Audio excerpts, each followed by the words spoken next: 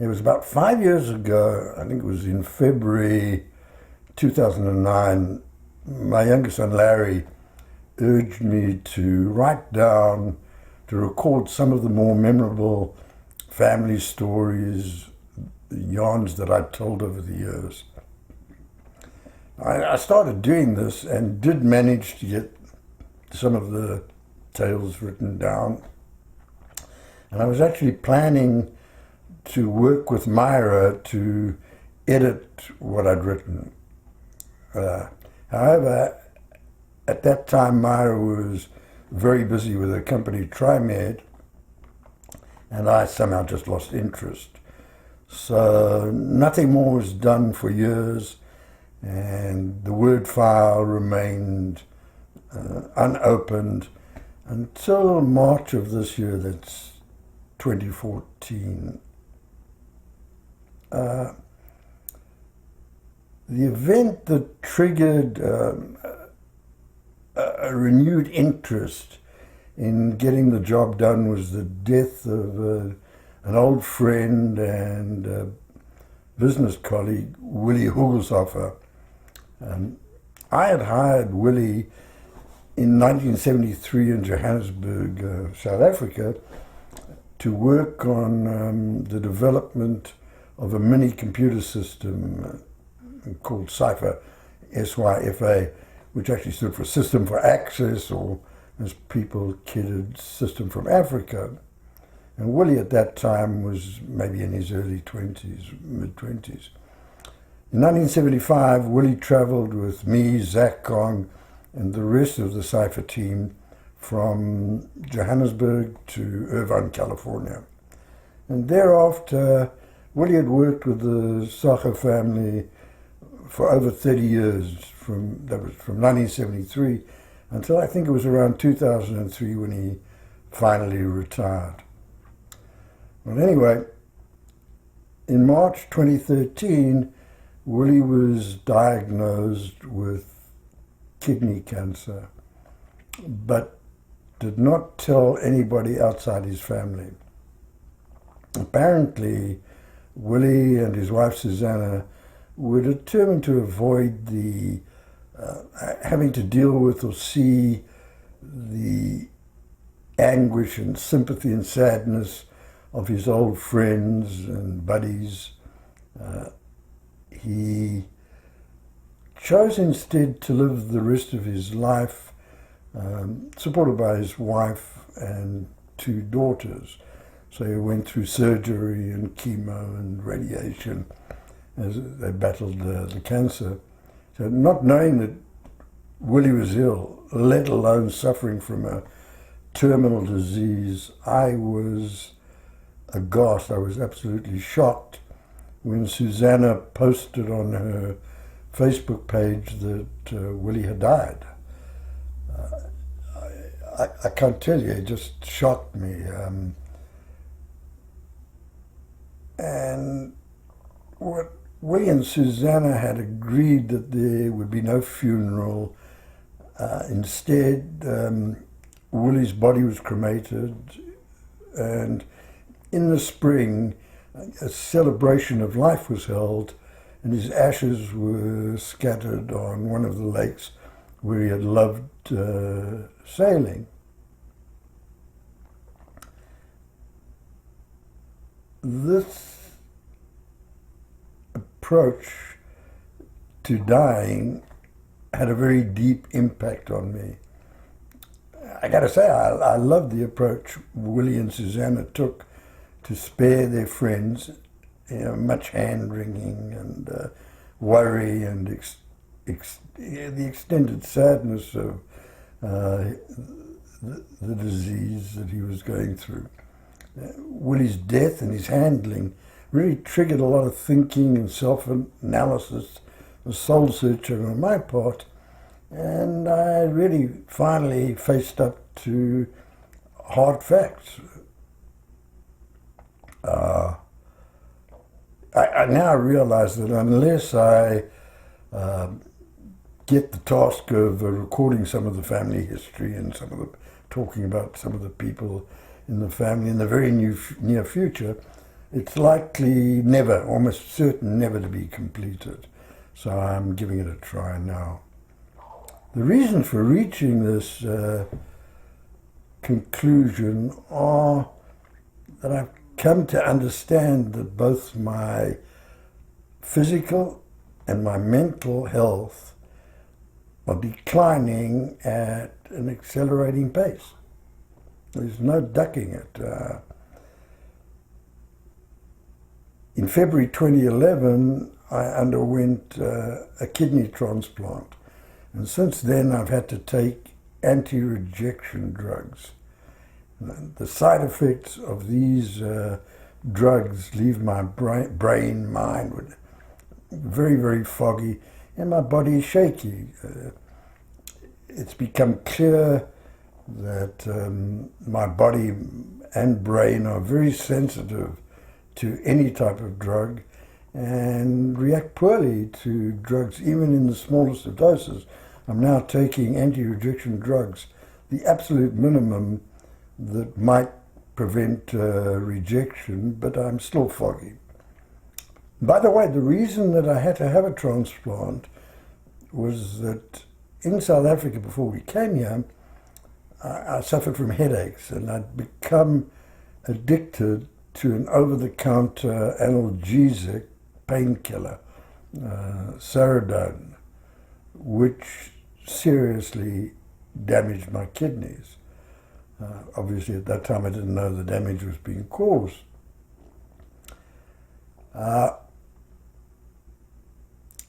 So my propensity towards addictive behavior directly caused the serious medical problems that I've experienced later in life.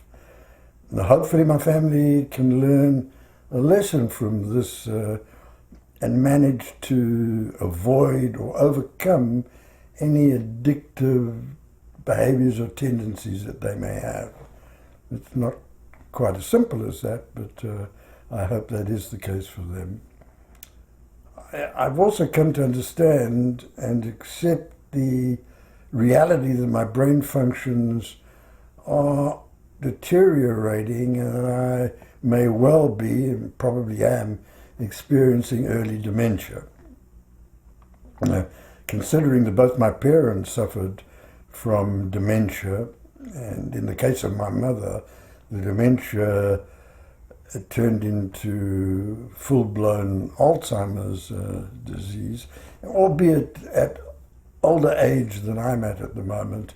My mental decline for genetic reasons is certainly understandable and certainly to be expected.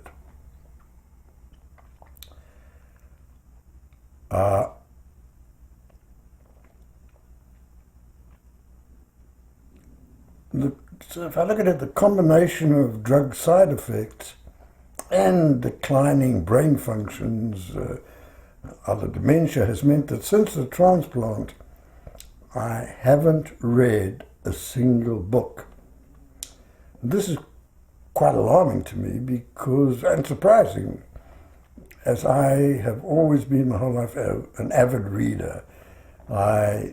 Nowadays I find it very difficult to concentrate when reading, even when reading the newspaper, and often have to reread sentences several times before the meaning sinks in, if it does sink in at all. I find myself reading fewer and fewer articles each day, and for a person who used to read the newspaper from front page to last, this is a sign of my decline. My hearing's also deteriorated rapidly. As a youth, I hunted in the South African bushveld and doing military training exercises that involved tanks firing and artillery barrages. The exposure to the explosive sounds damaged my ears. In those days, ear protection wasn't used, so I now have to wear hearing aids which are, at best, only marginally effective. Just ask Myra about how loud I still have to have the TV in order to hear. Now, my poor hearing, coupled with declining mental capabilities, mean that I have difficulty following conversations, both in real life and even on TV. I find myself sitting with people and then politely nodding while I'm actually having difficulty hearing and or grasping what is being said. So while I'm not following what's going on, I've learned to nod as if I'm part of it. Also, I'm pretty sure that I now suffer from something known as post-polio syndrome, which is causing weakness in my leg and back muscles. Those were the muscles that were attacked when I had polio as a child. So now I struggle to get out of chairs, and I'm finding it more and more difficult to walk.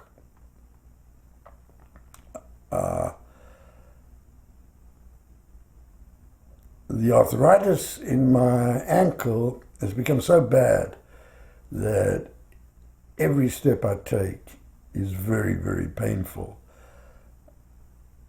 In 1974, my ankle was broken in a single car accident in which I skidded off a country road into a ditch, and I totaled the fancy Alfa Romeo sports car which I'd bought for Myra. This was her car which I'd borrowed.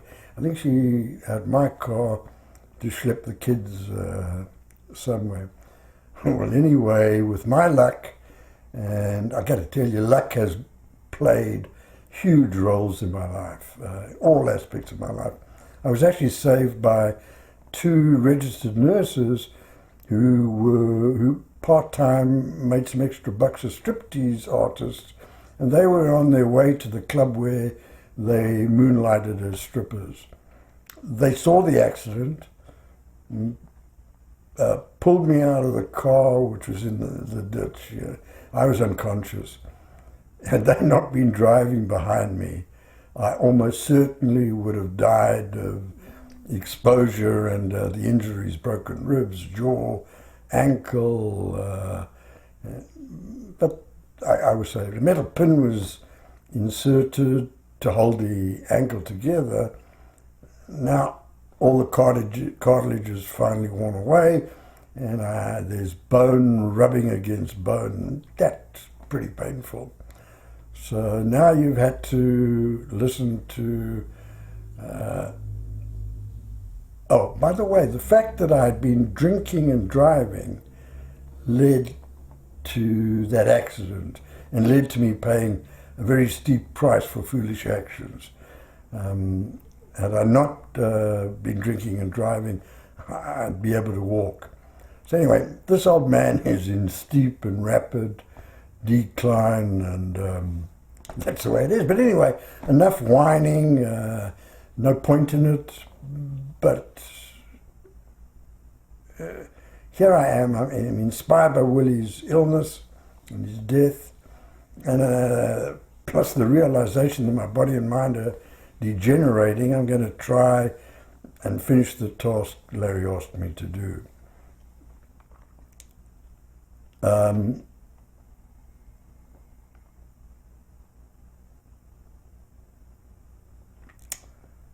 Unfortunately, I am having difficulty in putting the stories into any coherent or logically flowing sequence.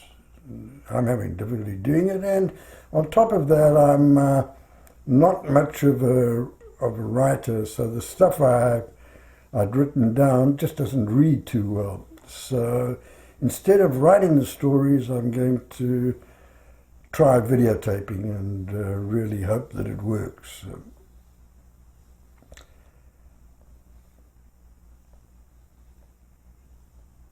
If it does work, I'll be able to produce a video history so that my family can get some feel for the absolutely amazing lives and courage and character of Myra and my parents, and the very interesting lives that Myra and I have led. Time will tell whether I can actually get this done.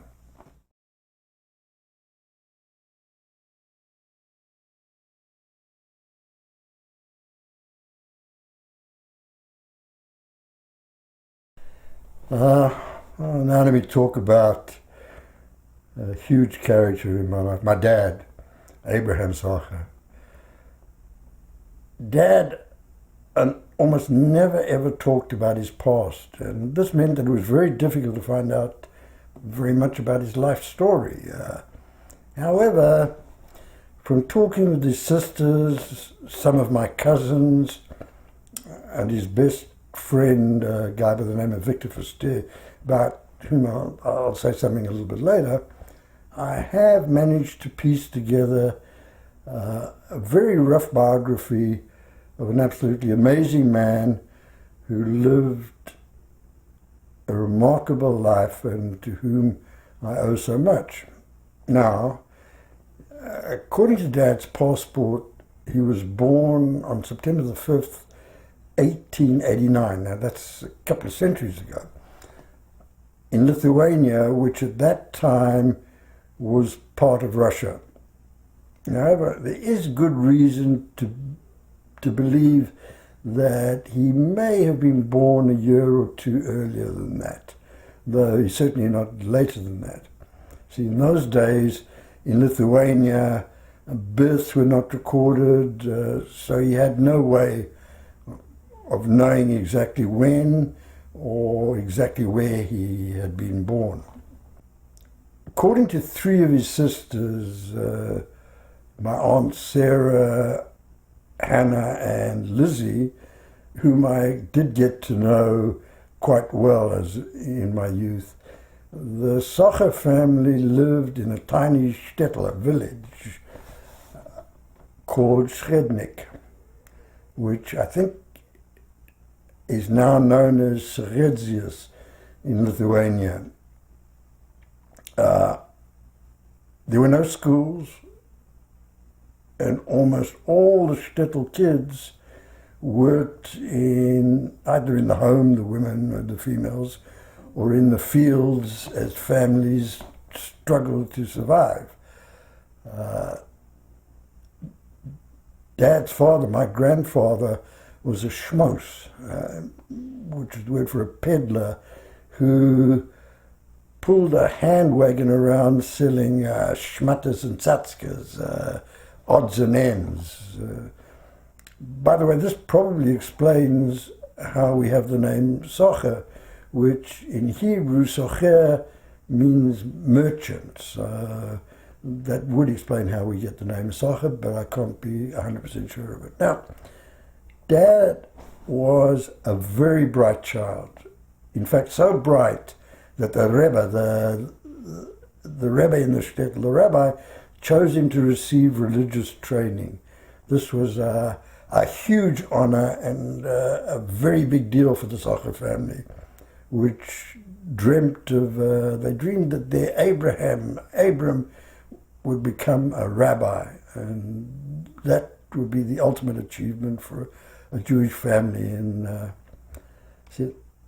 at that time, Tsar Nicholas II ruled, and Jews were frequent victims of pogroms. The Cossacks enjoyed terrorizing the Jews. It was sport for them. Auntie Sarah told me how when one of their uncles tried to save his house from being razed to the ground, burnt to the ground, and he came out to try and stop it, he was killed by mounted Cossacks who used lances, they were on horseback, to torment and torture him for hours until he died. His family and all the villagers were forced to watch this barbarous torture and the killing of their uncle.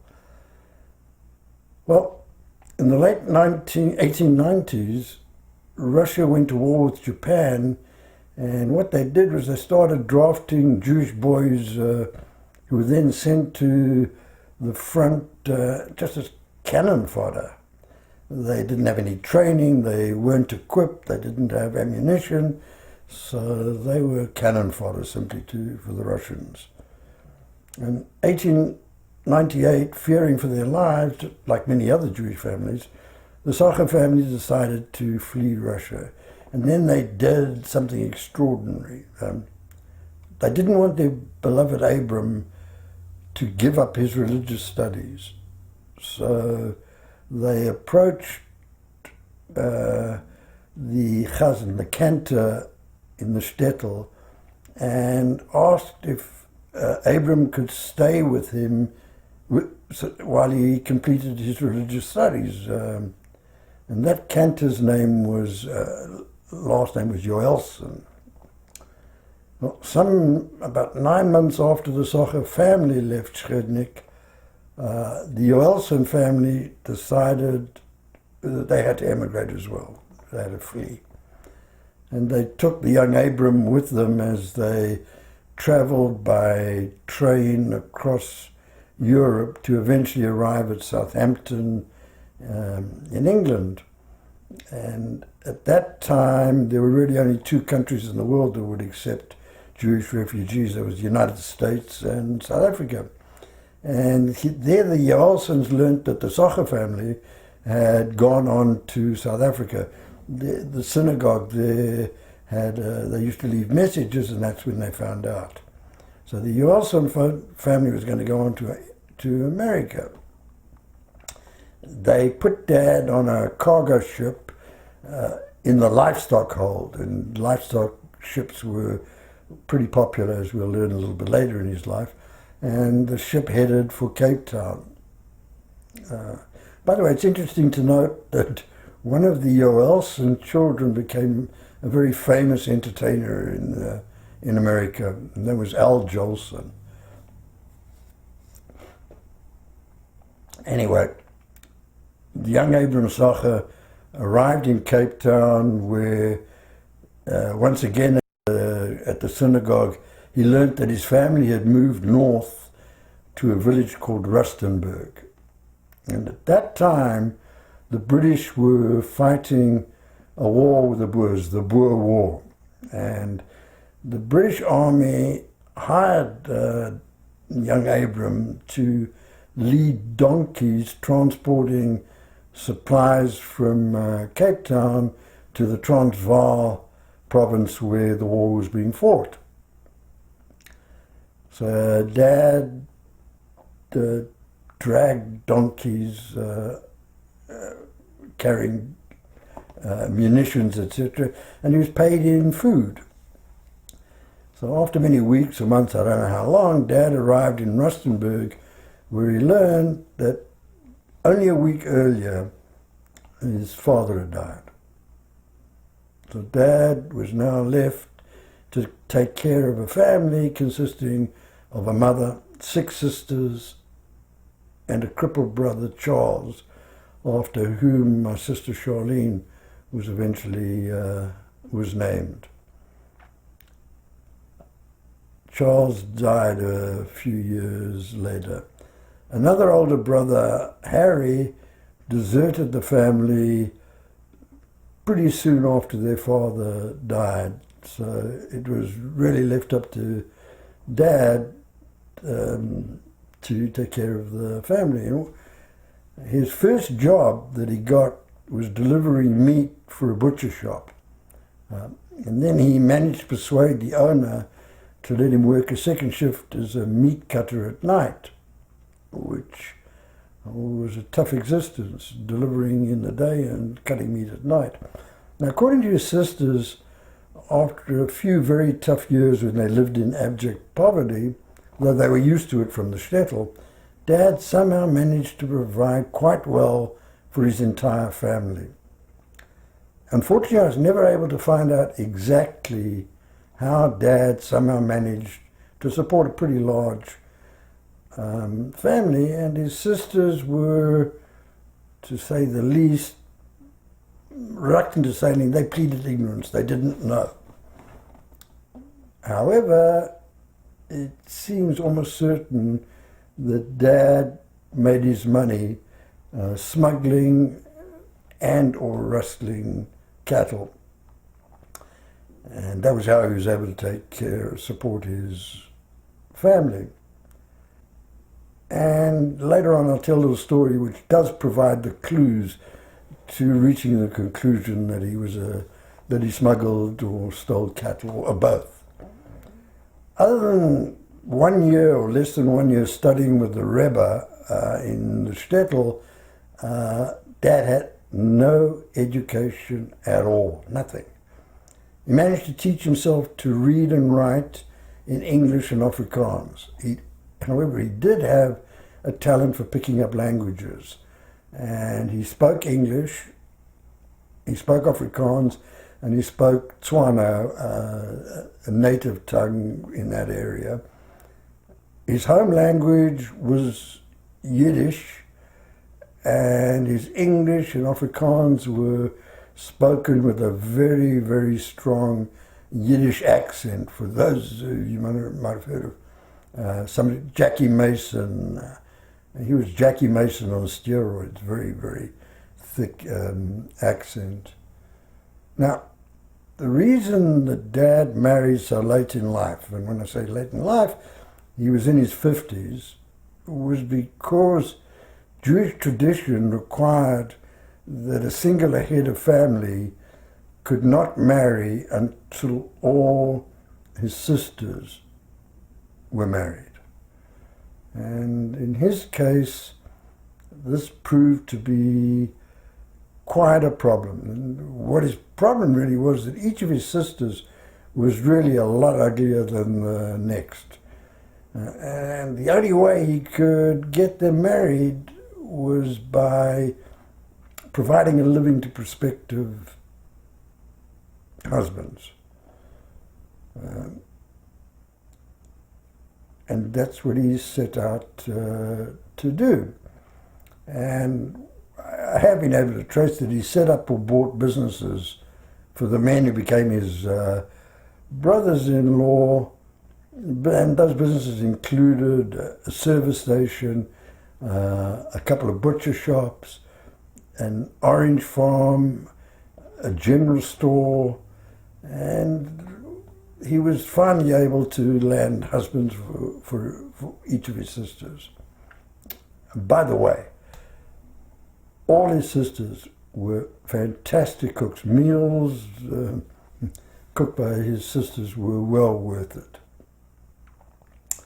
Now let me try to tell the story of Thaba Zimbi, which played a big part.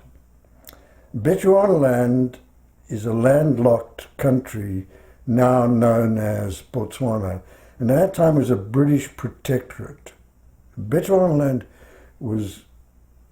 had a really prosperous cattle ranching industry which Britain, the colonial power, exploited by legislating that all beef, all livestock had to be exported to Britain. They would export it alive and slaughter when they got to England. Sales to South Africa, where beef commanded significantly higher prices, were strictly forbidden by the British government, and the South African government complied. At that time, South Africa was part of the British Commonwealth and really was under British influence. And between the two governments, they enforced tight control over the border to ensure that Bechuanaland cattle didn't get to South African markets and so they could go cheap to provide cheap beef in Britain.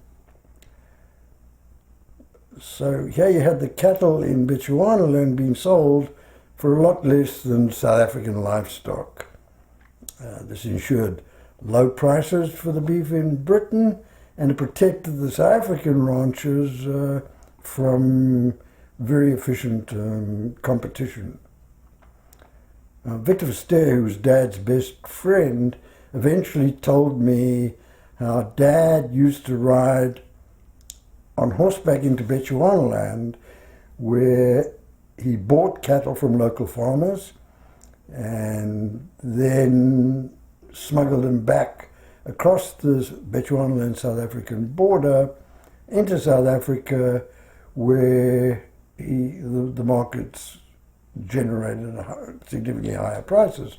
In fact, Victor described how Dad and his black workers used to tie thorn bushes to the tails of cattle to create dust storms so that British troops couldn't see them, would have difficulty shooting them. And there apparently were times when they did come under fire.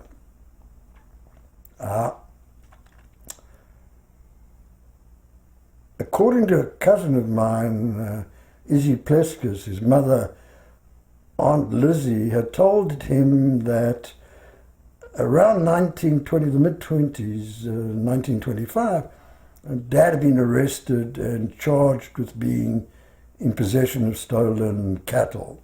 The charges had been summarily dismissed by the local magistrate, who, by fortunate coincidence, happened to be Dad's best friend, Victor Verster.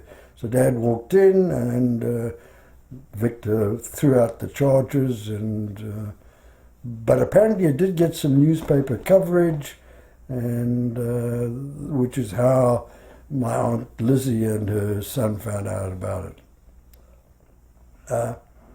And by the way, Victor Verster was a really talented man who went on to become the head of South Africa's prison system, as well as managing the country's armaments industry. The prison which housed Nelson Mandela in the last 7 years of his imprisonment was named after Victor Verster, the Victor Verster prison, out of respect for the work that he had done to modernize the South African prison system. It still was pretty brutal. Well, apparently, let me get back to the story of Tabazimu. Apparently the cattle smuggling or rustling business was going very well, with one problem. The distance that the cattle had to be driven from Bechuanaland to the markets in South Africa, and those markets would have been in Rustenburg, or better still to Johannesburg, which was 90 miles or so away from Rustenburg. There was a great distance, and the cattle would lose weight and condition during these long drives. Losing weight and condition meant that they sold for less. So Dad figured out that he needed some place where the cattle could rest, recuperate, put on weight, regain their condition. So he bought a farm midway between Rustenburg and the Bechuanaland border. I believe the name of the farm when he bought it was called the Colorado Ranch. Where that would come from, I really don't know.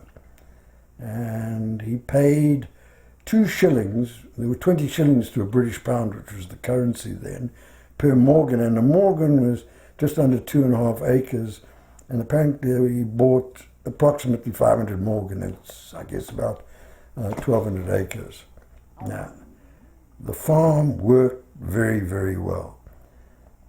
Cattle were driven from Bechuanaland to the farm, where they stayed until they were in peak condition and when the markets were favorable. And then they were moved to the markets either in Rustenburg or in Johannesburg. So it was really working very well for Dad. Now,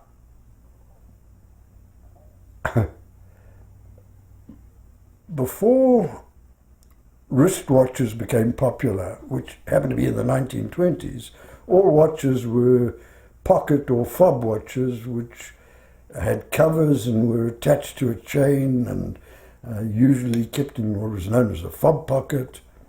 Well, sometime around 1916, Dad, who was, I guess, a bit of a playboy at the time, bought the very first wristwatch which was sold in Rustenburg.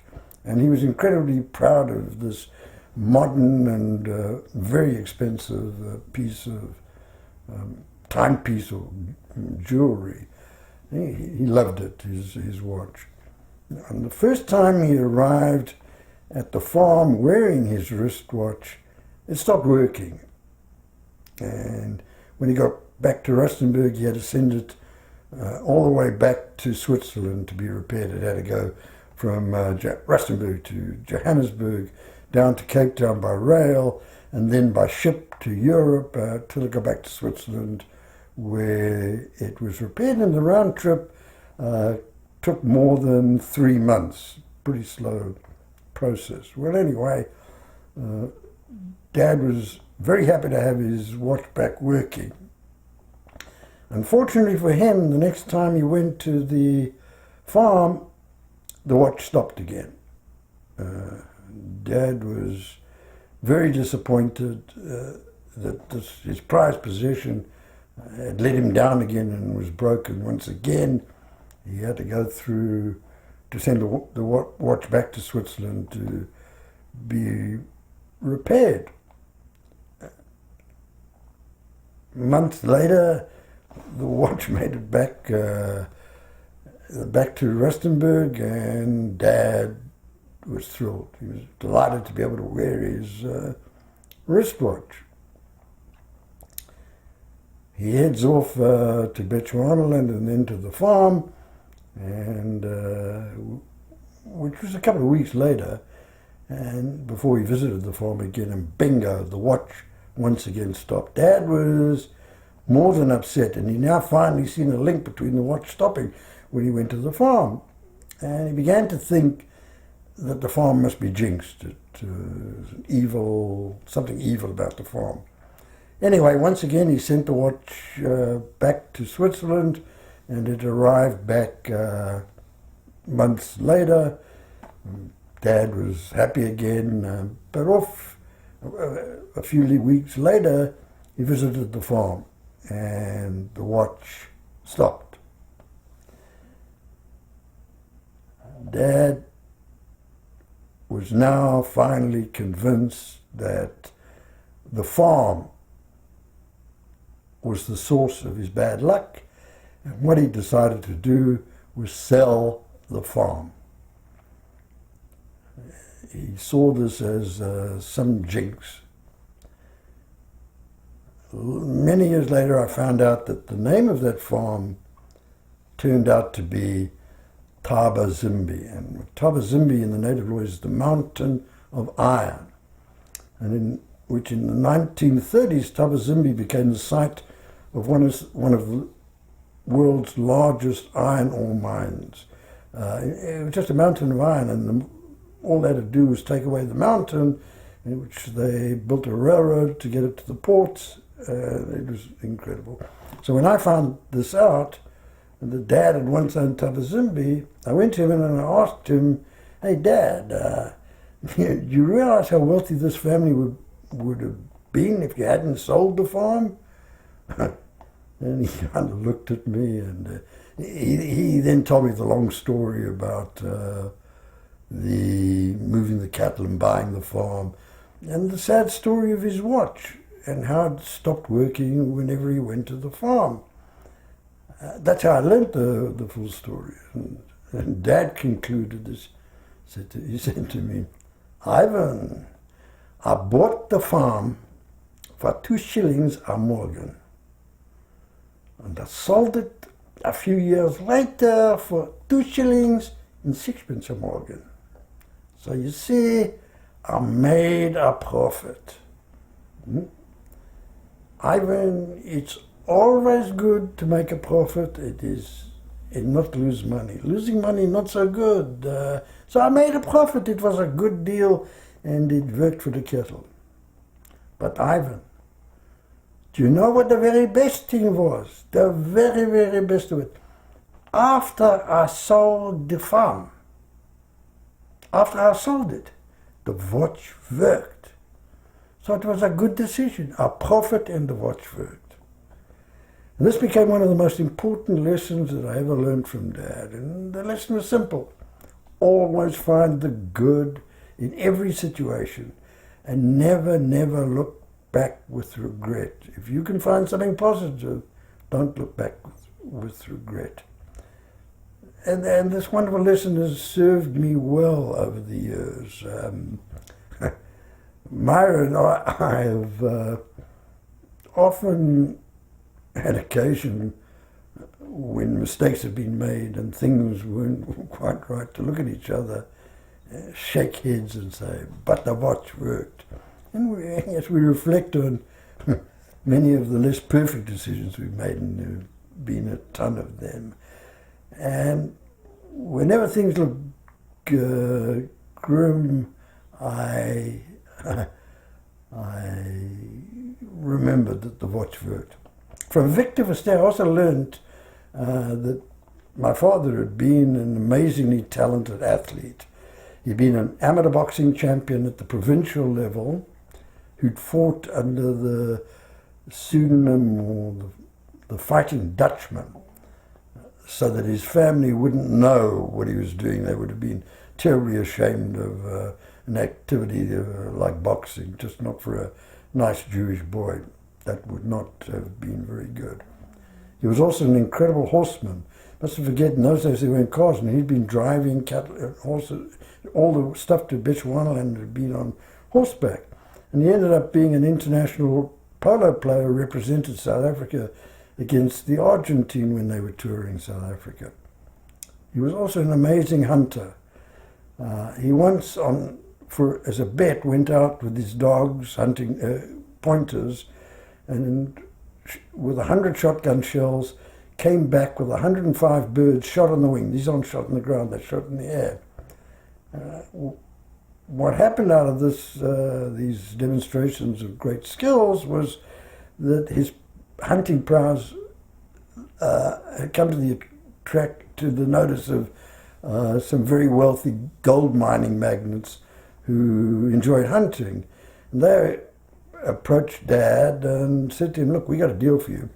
Why don't we buy a farm where we'll hunt in the season, and you manage the farm, look after the farm, in return for which you can graze cattle, no charge to you. You get the benefit of the cattle. So what would happen is, in the hunting season, Dad oversaw all their hunting activities. Also made sure that they had all the booze they needed, and took care of the whole camp where they came. And they rewarded him with shares in new mining companies, public offerings that they were taking to market. So they'd automatically just count him in for some shares. Also, I learned that Dad had fought in German Southwest Africa during World War I in the so-called Boer Rebellion. And his platoon actually captured the leader of the rebellion, General, I think his name was Christian de Wet, and Dad had protected de Wet from being beaten up by angry soldiers. So Dad had military experience as well. So he was a remarkable man, my father, and I was blessed to have a man like that in my life.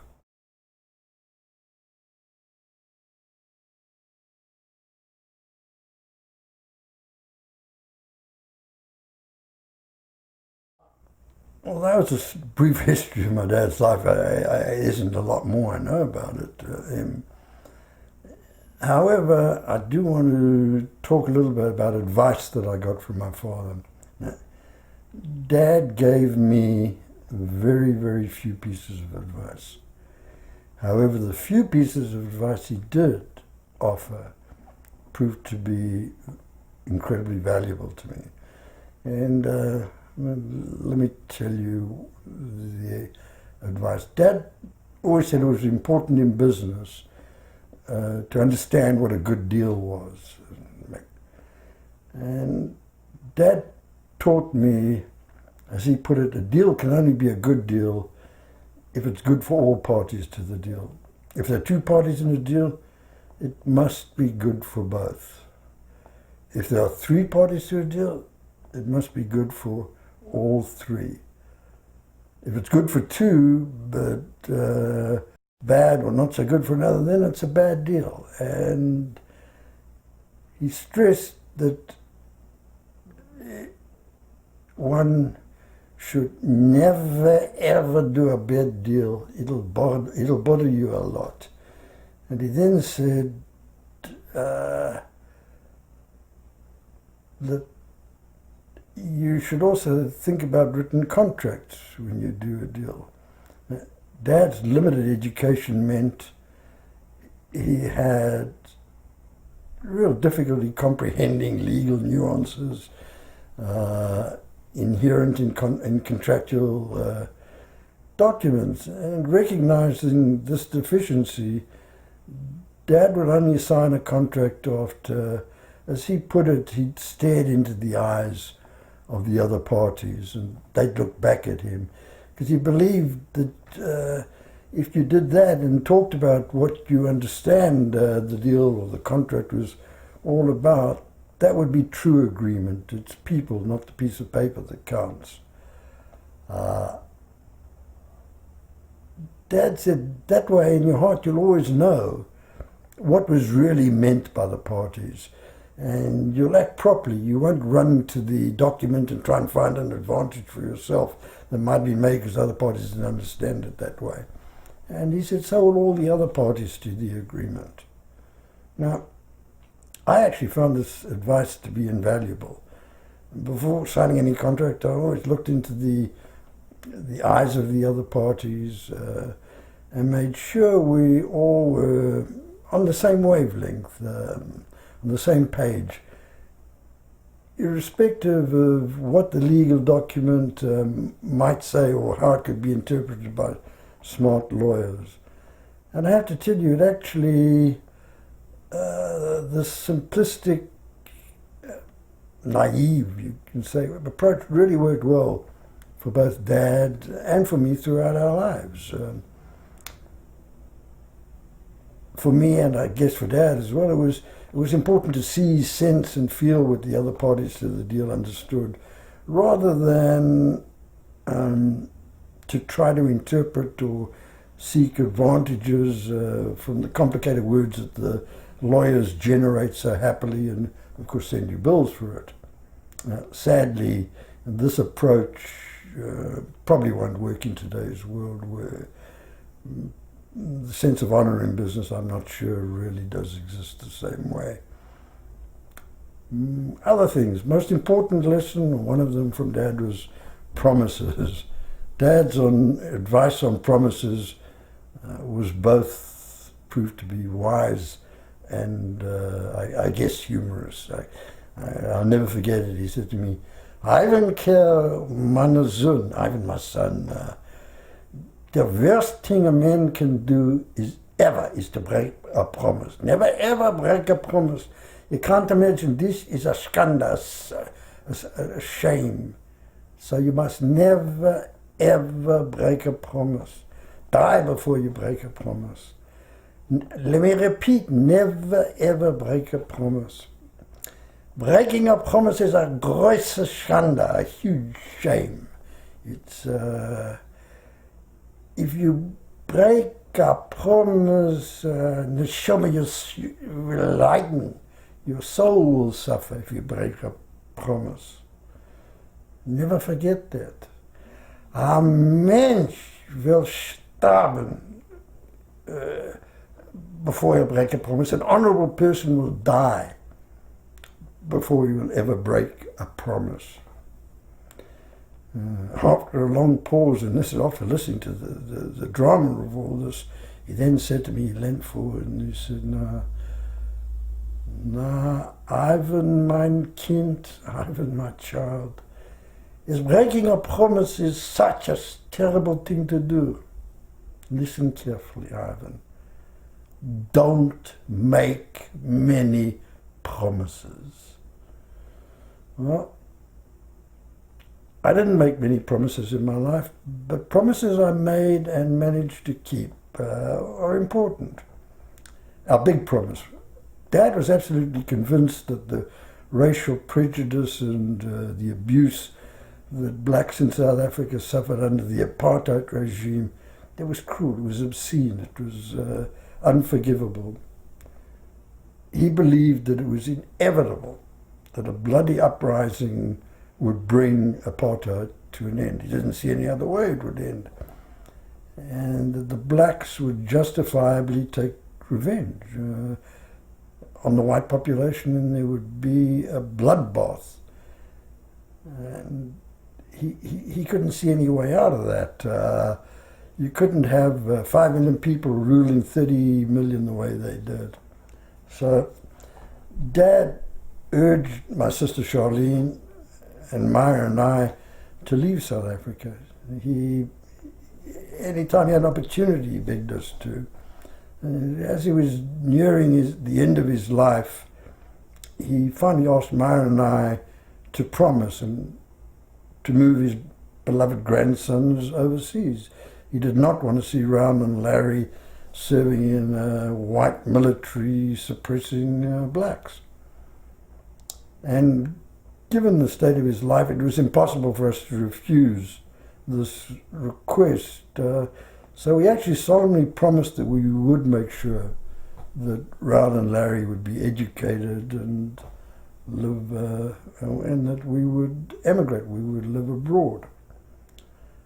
Dad was clearly relieved that he was able to elicit this promise from Myra and I, because he believed, after giving me the advice, that he could trust me never to break a promise. You know, after all, he told me not to make many promises and to never, never, ever break a promise. So he had a level of confidence that I would. And we managed to keep our biggest promise. But yeah, I really should comment, I shouldn't take credit for that, because after Dad, we moved from Durban to Johannesburg, where I lucked into joining IBM, selling punch card equipment and primitive computer systems. And within a few years, I left IBM and started my own computer company, which seemed to be doing, it was called Computer Advances, which business went well. And we were living a privileged life. We were waited on by several live-in servants. We wanted for nothing. And I kept putting off any decision. However, Myra kept reminding me of the promise we'd made Dad.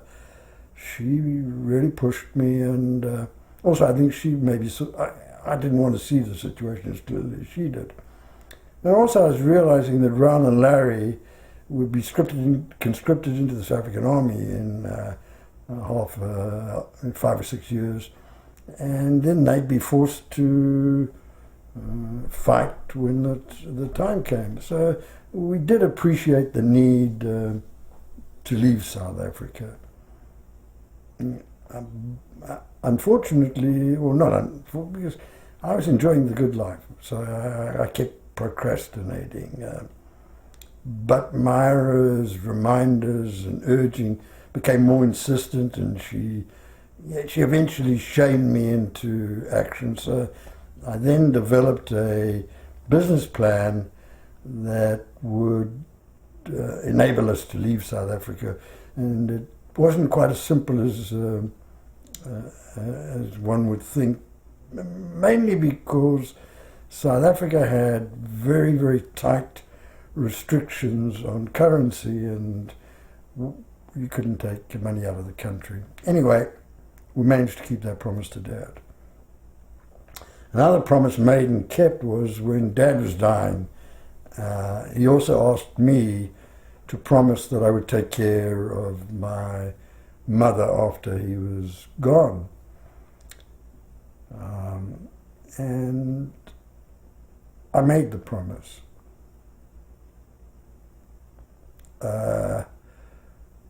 I guess I never fully appreciated what it might take and what it would cost in financial terms to keep this promise. As Dad's health had declined and dementia had set in, he hadn't been able to work for, I guess, the last 10 or 15 years of his life. So he and Mom had lived on savings. I mean, he used to go down to the office, but he didn't do any work, and certainly didn't have an income in the last years of his life. Now, by the time Dad died, almost all their savings had been depleted. So keeping his promise meant that we ended up having to take care of Mom for 30 years or so. That was a long time. A lot of people don't stay married for 30 years. Anyway, when we left South Africa, Mom arrived in Irvine, where we'd moved to, only a few weeks after we had moved, and she never went back to South Africa. So we ended up buying houses for her in Irvine, California, in Dallas, Texas, and New York. We paid her all the house and car, all her expenses, which turns out running two households is a costly proposition.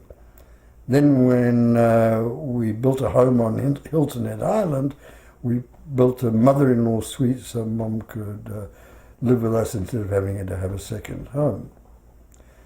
When we moved to Georgetown, Mom lived with us in the townhouse that we had in Georgetown until she fell down the stairs of our townhouse.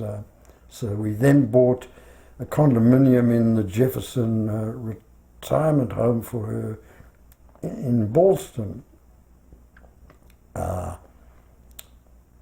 When her Alzheimer's disease worsened so that she couldn't stay in the retirement community, we moved her into our apartment and took care of her until she died in 2001.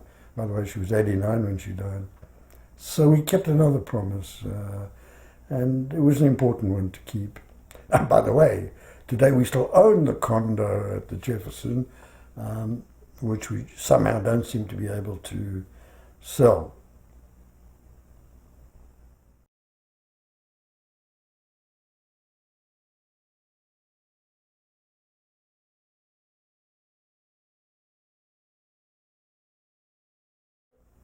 I know that my dad loved me without any reservations and with all his heart. He was very proud of me.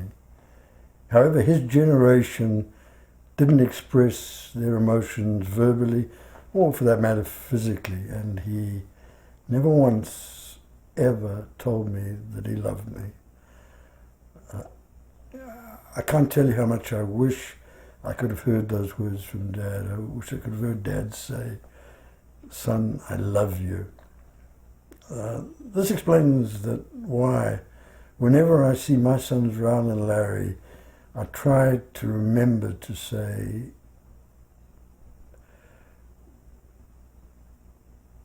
"Raoul, my son, I love you." Or, "Larry, my son, I love you." And don't forget to tell your family that you love them. Let me say it again now. Raoul, my son, I love you. You'll never know how much. And Larry, my son, I love you more than anything else.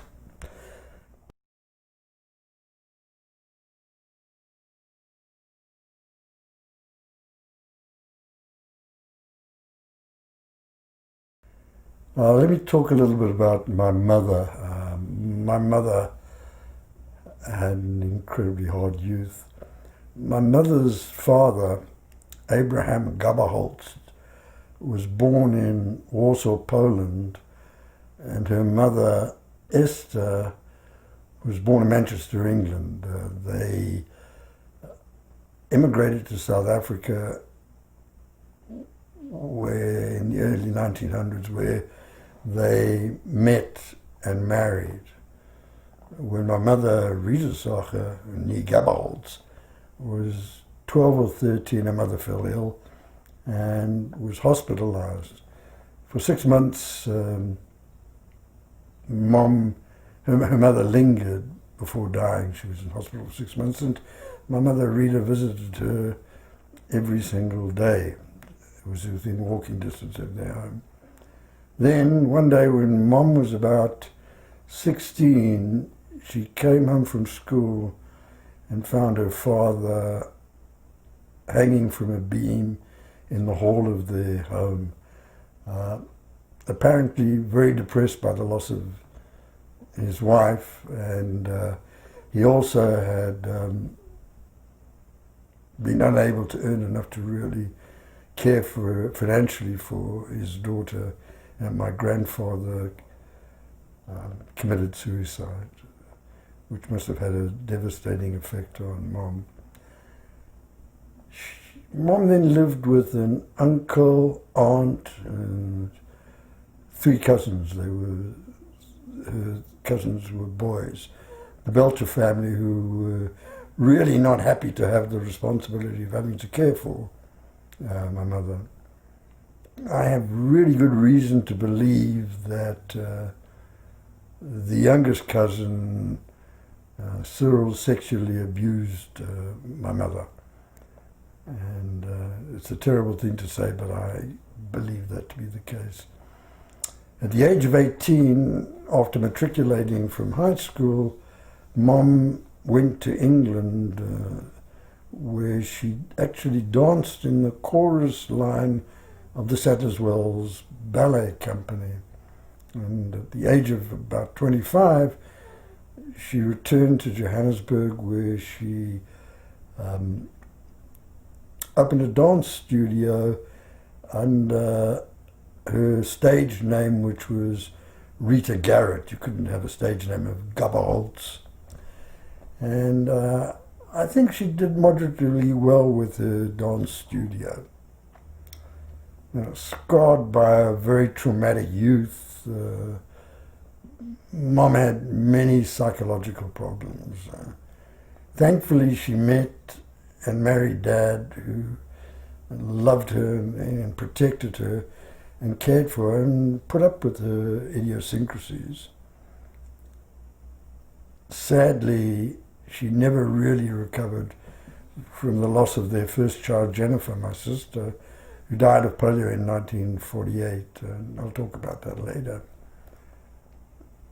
When we lived in Georgetown, Mom went daily to Georgetown University Hospital, where she loved sitting and holding AIDS babies. And the hospital, Georgetown Hospital, recognized a very valuable contribution that she made. It also gave her a great deal of comfort and pleasure. My mom was a difficult person, but she certainly loved her family beyond anything else. And Mom, I miss you too.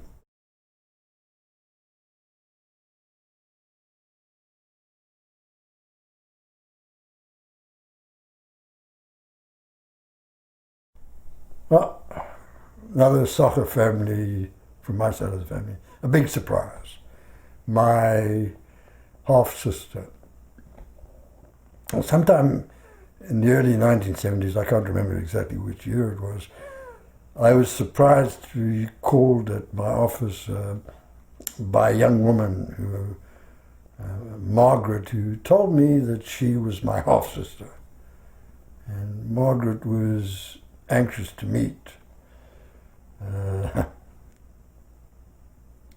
So I arranged that Charlene and I to meet, and we met her at a private home where she was staying. You know, we walked into the room, one look at Margaret, and there was no doubt in my mind that she was our half-sister. She looked like my dad. She had so many of Dad's features, including a wonderful smile.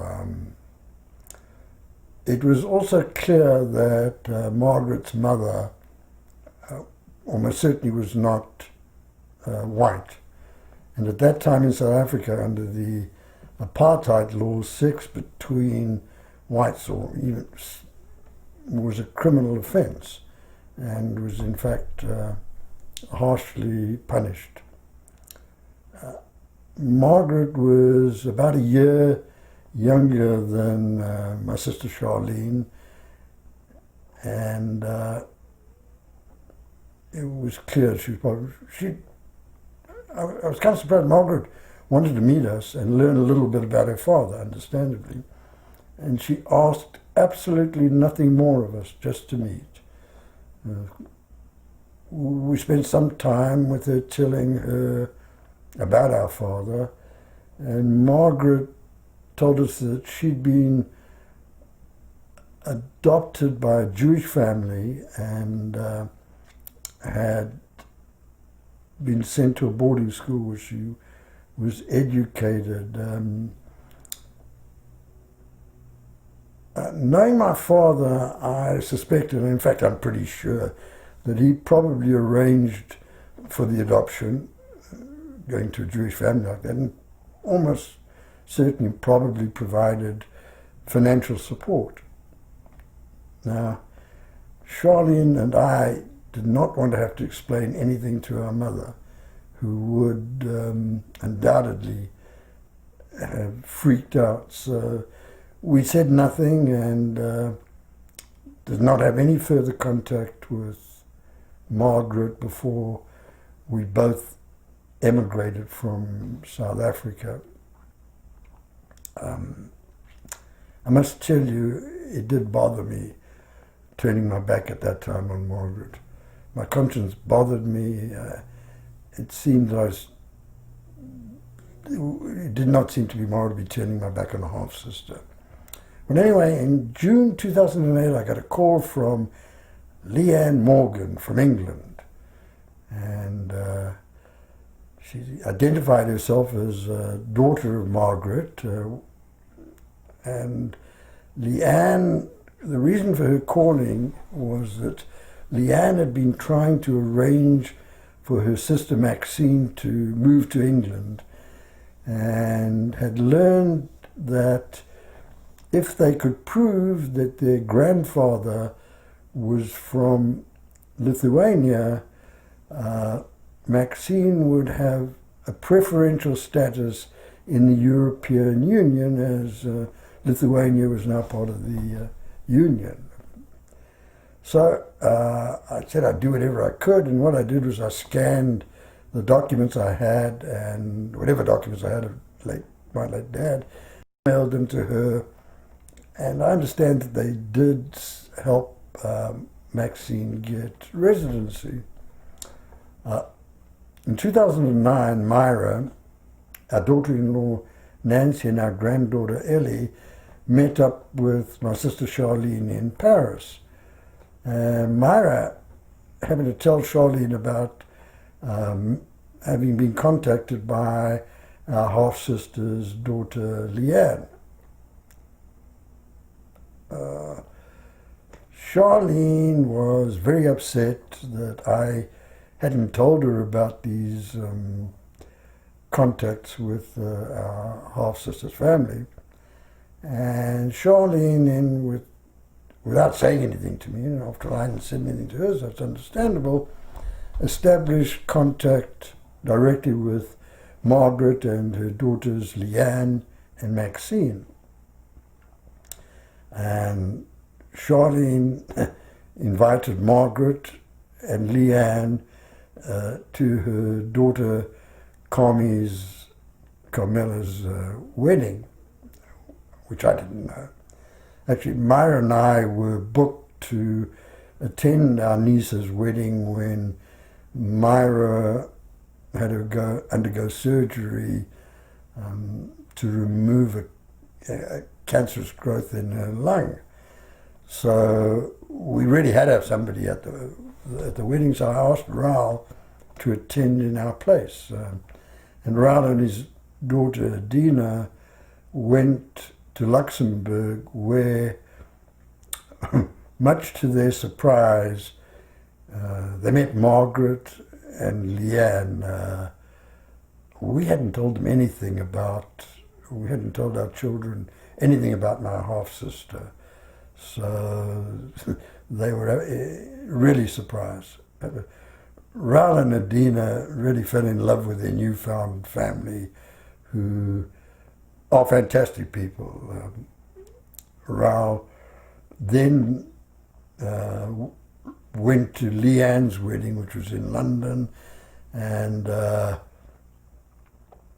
Raoul's urging, Margaret and Leanne came to our granddaughter Jordana's bat mitzvah in 2013. And it was absolutely wonderful. Margaret and I, after so many years, it was fantastic to be able to form a loving relationship with my half-sister Margaret. She really has tremendous Socher genes, and she really is a Socher.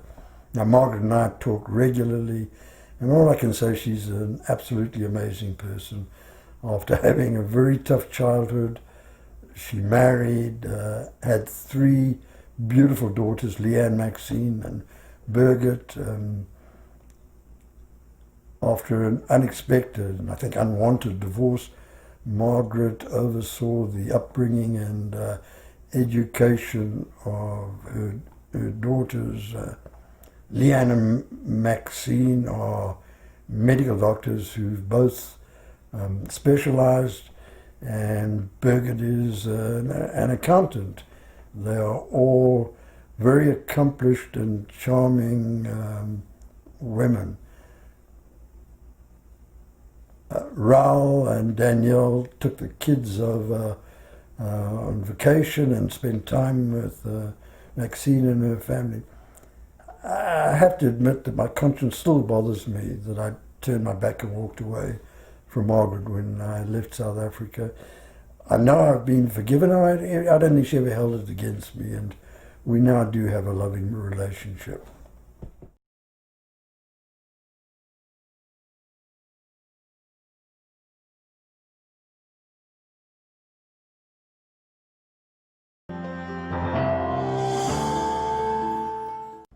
Polio, 1956. This is the way it looked. This is the way it sounded.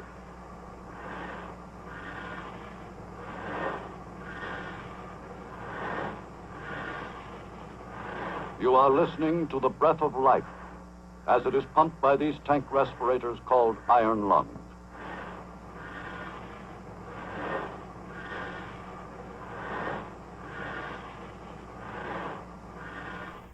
Well, our family was hit by tragedy.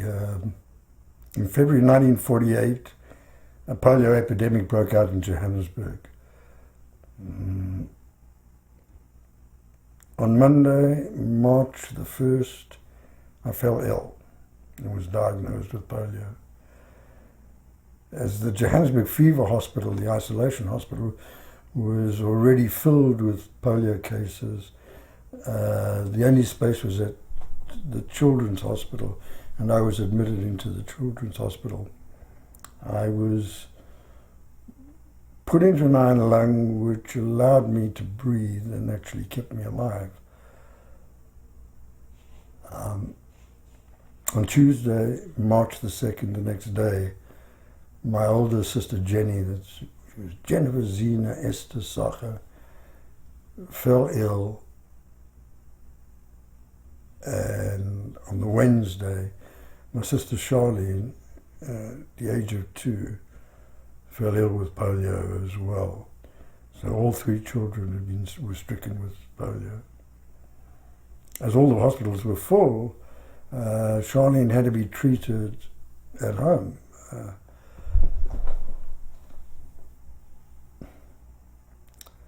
On Thursday, March the 4th, Jenny died at the age of 9.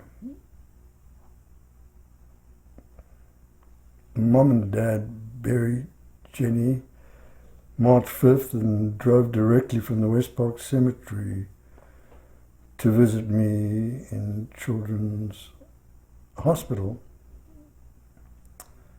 They peered through the glass windows of the sealed ward and managed to somehow hide their grief for fear of upsetting me, as I was in critical condition and it really was touch and go as to whether I was going to live or die.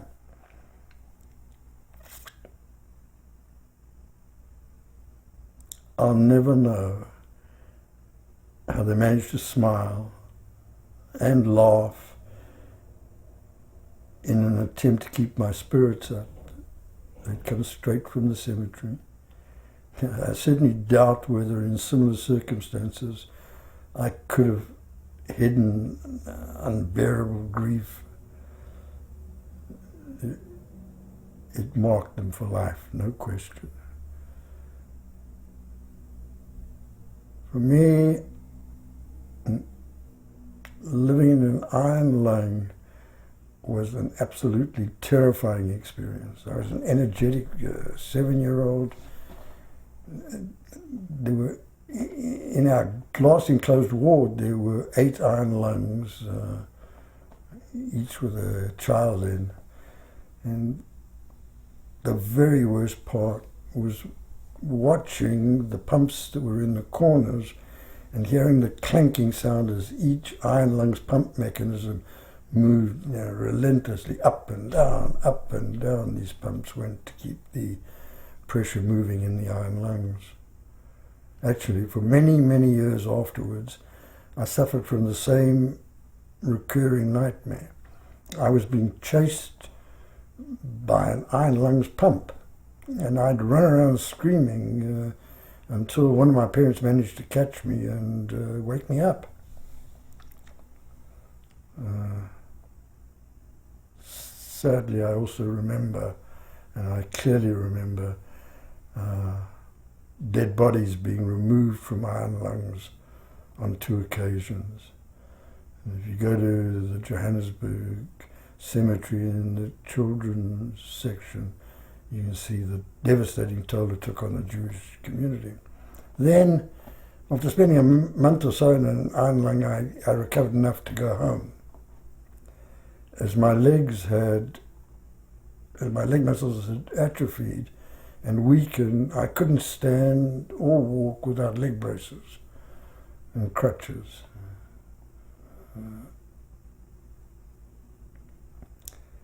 And the treatments that I had to go through consisted of, they would dip blankets in boiling water and then place them on my back and legs. This was done several times a day and was, to say the least, very painful. I dreaded those treatments. Then therapists exercised my legs trying to get them moving again. As to be expected with young kids, my neighborhood and school pals, buddies, quickly forgot me. It wasn't much fun playing with a kid who couldn't walk or run or play any of the games. And my life was very lonely as I worked to regain the strength in my legs. Very, very lonely. However, one friend remained loyal. His name was Mervyn, subsequently got the famous nickname Rocky. Mervyn Rocky Muravit. Rocky visited me regularly, almost every day, and kept my spirits up. No other kid visited, but Rocky did, and I owe a huge debt of gratitude to Rocky. I love him dearly and have never forgotten his kindness. Well, doctors then advised my parents that swimming could help rebuild muscles in my legs. So my parents built a swimming pool, and my mother made me swim laps every single day. And the swimming certainly did work to build up my leg muscles. Actually, in winter, when it was too cold to swim outdoors, she drove me to the Hillbrow Club, which had an indoor pool, and she repeated the forcing me to do the laps. Yeah, I gotta say, Mom, with Dad's encouragement, he encouraged, was merciless. She forced me to keep swimming lap after lap after lap. Actually, to this day, I hate swimming.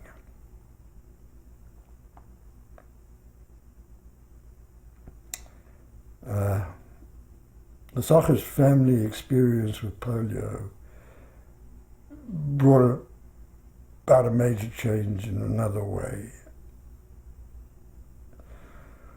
Something called graveside schnoddering. Schnoddering in Yiddish means begging.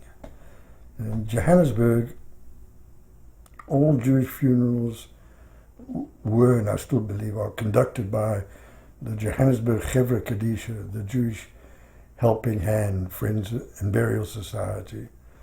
The Chevra in Johannesburg did, and probably still does a wonderful job in the Jewish community. The Chevra supports the Jewish orphanage, it supports the Jewish aged home, it supports Jewish handicapped, and it has done wonderful work. One of the Chevra's most successful fundraising techniques was this schnoddering, begging at the graveside.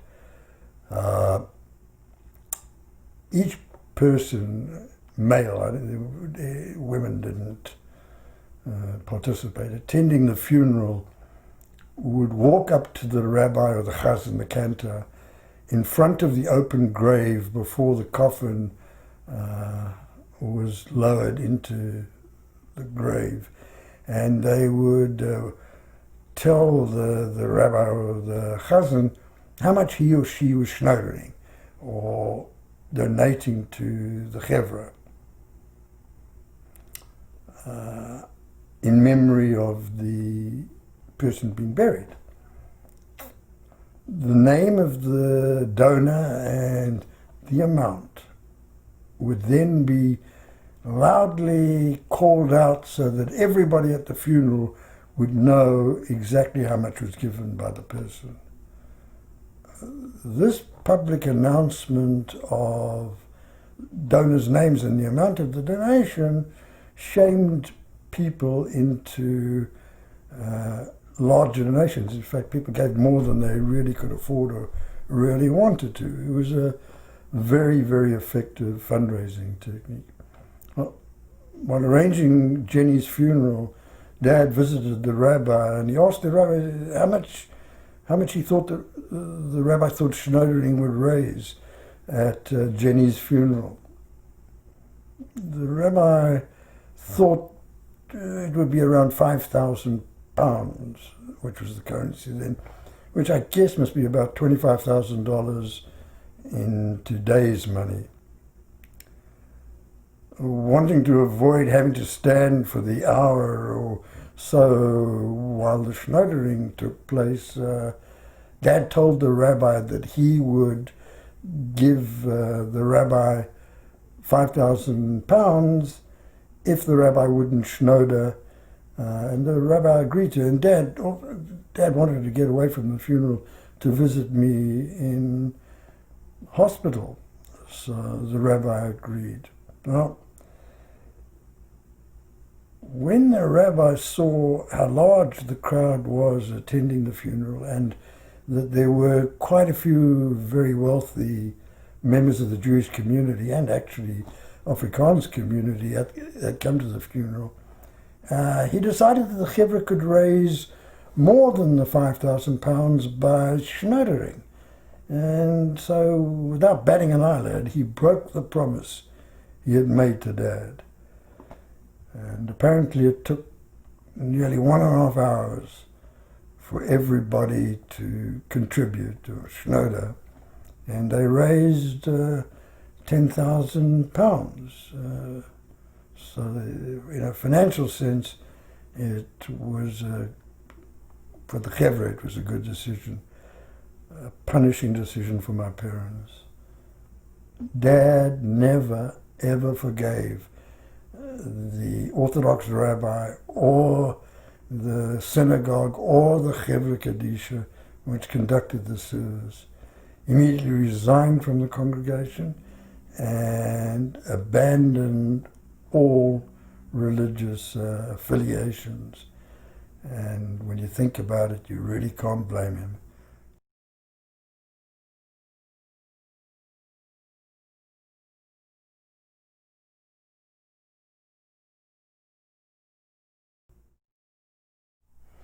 A couple of little ones I'd like to mention is my mother. When we moved to Georgetown, Mom spent several days every week at the Georgetown University Hospital where she held and loved babies that were suffering from AIDS. This gave her something very meaningful to do, and the hospital recognized her contributions to comforting these sick and suffering babies. And she was proud of it, and I'm proud of her too for that. Anyway, before talking about a little bit about Myra's family, the Phillips family, I should mention something that was very real for both our families. It's interesting to note that both families had burning desires to own land, in particular farmland.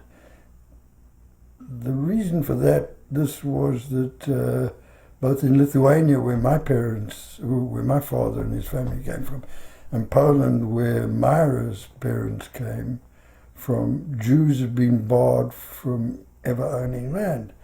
So many Jews who immigrated to South Africa, and I guess the same thing was in the United States, had a very deep desire to own land and to farm. And that was something that our families really did have in common. Both our fathers bought farms, and I have very fond memories of spending time at Dad's farms that I remember. One was called Vlakplaas, another was called Klipfontein, which were about 10 miles from a little town called, a tiny village called Northam.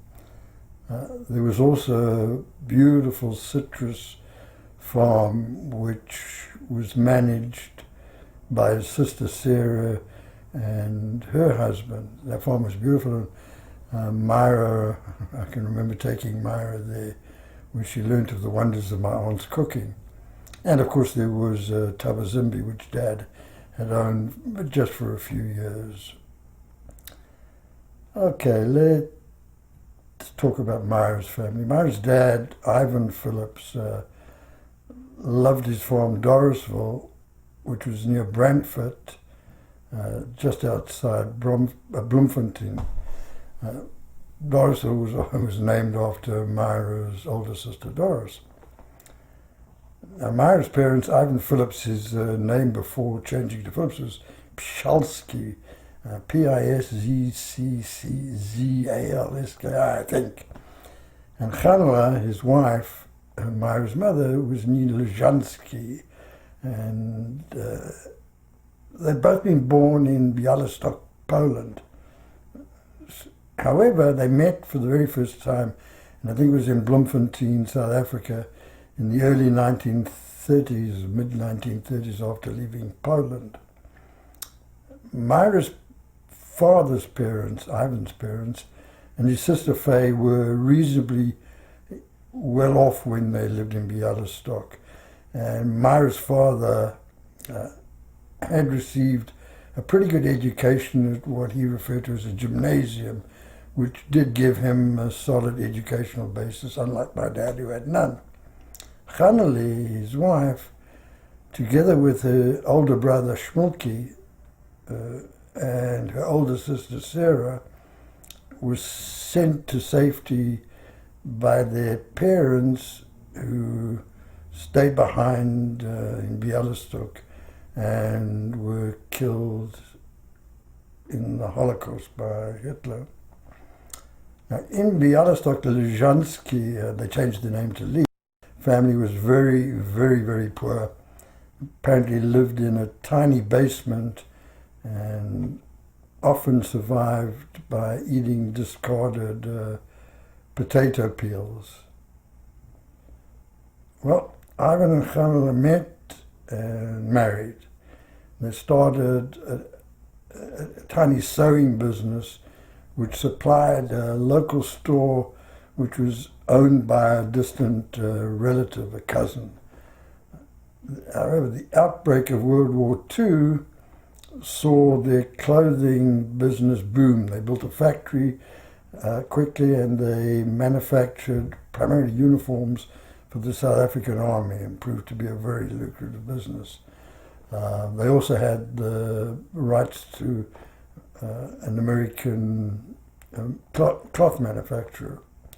Well, they made a ton of money in that war and post-war period, and built a mansion in a suburb of Durban, Eskom, which they named Ivanhoe after Myra's dad.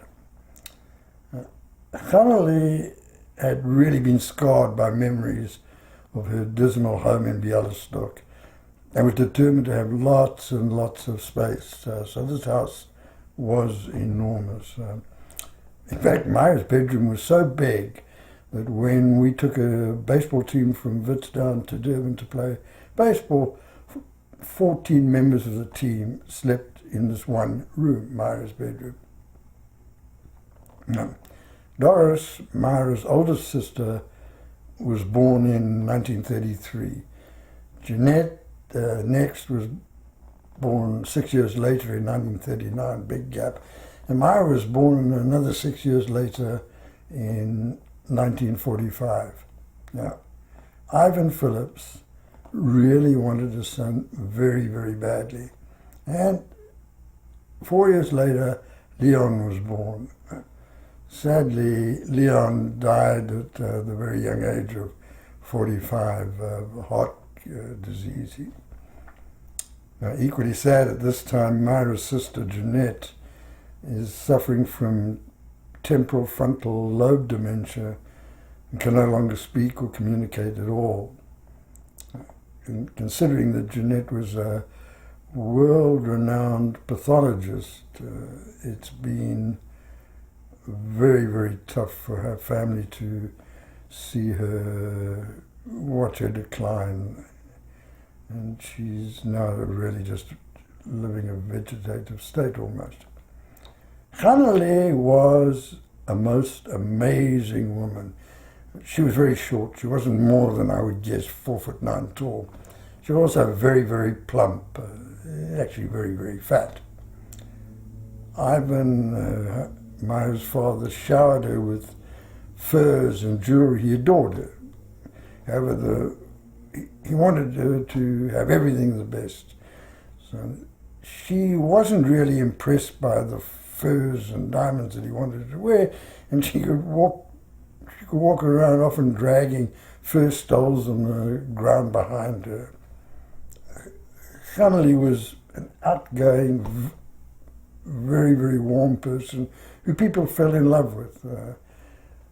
While Chanala didn't care at all what people thought of her, her husband Ivan was very, very conscious of social position, and he really worried about what people thought of him.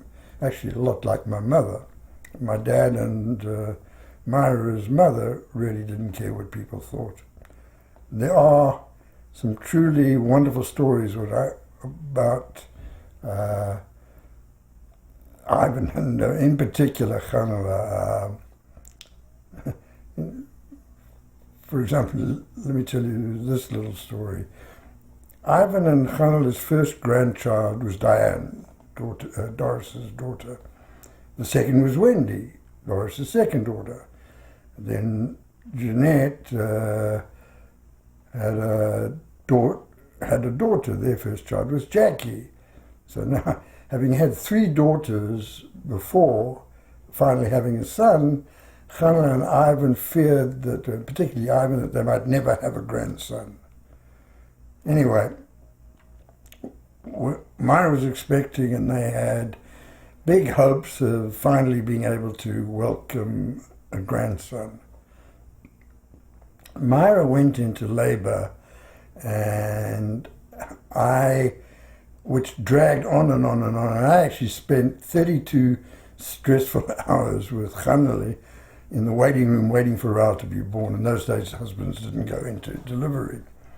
I'll never forget how Khanele lost her temper with the Obi-Ghani guy, who was a family friend, when he visited and told us that Myra was many, many hours away from giving birth and that he was going to head off to a concert. But we shouldn't worry, the baby wasn't going to be born while he was at the concert. Khanele freaked out. She immediately rushed to the payphone and called her husband, and she screamed at him. She screamed, Ivan, this doctor's not damn good. We got to get a doctor from Johannesburg to fly down from Johannesburg. We can't trust this man. Over the other side of the phone, when he pointed out that the last flight had already left Johannesburg, and Khanele screamed at him, Ivan, I don't care, buy a goddamn plane. She was determined that she was really worried and she very excitable. Well, eventually the next day, Jaime Berkowitz, Doris's husband, our brother-in-law, who was in on the delivery, came out of the delivery room with a broad grin on his face to announce that a son had been born. Khanele was beside herself. She was so excited. And she knew how much it meant to her husband Ivan, so she rushed to the payphone to call him to give him this incredibly wonderful news. And I kind of trailed on behind her, and I watched her as she was very excited, but I watched her dial the wrong number.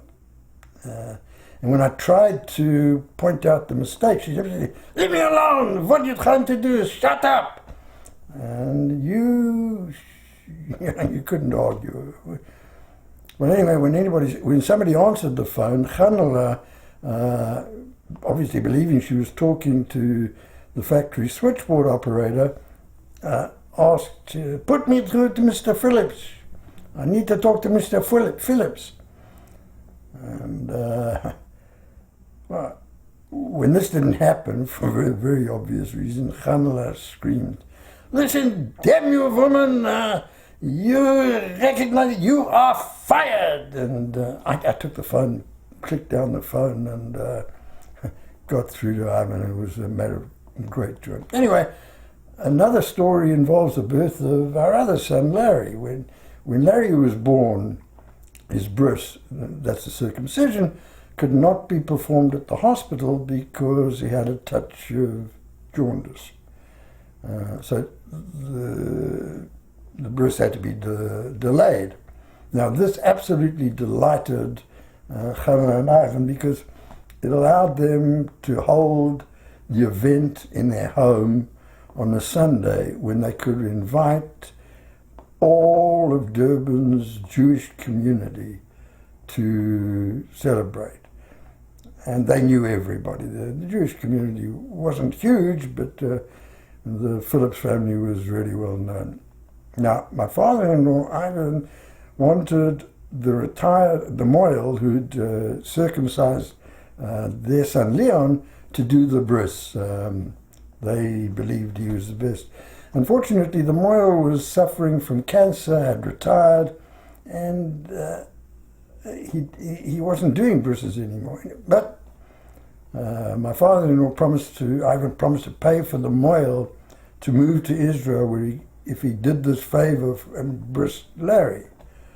And the Moyle agreed. It was the day came, and the Phillips' house was packed with noisy Jews, and as if they were any other kind of Jews, but all standing and talking. The men were downstairs in the enormous entrance hall to this home, and the women were draped along the spiral staircase which went up to the second floor where the baby was and Myra was.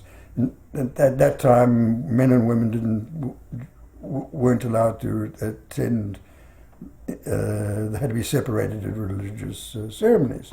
Now, table was ready, waiting for the baby, and the aging and this ailing Moyle stood behind, waiting to perform the surgery. Had his instruments laid out, and he was all set to go. Myra's sister Doris carried the baby, Larry, down the stairs to her father, my father-in-law Ivan, who was the Sandek. The Sandek's the guy who holds the baby's legs while the bris is performed. Ivan sat holding Larry on the table while the Moyle stared peacefully and fixedly out into the crowd, and he kept staring.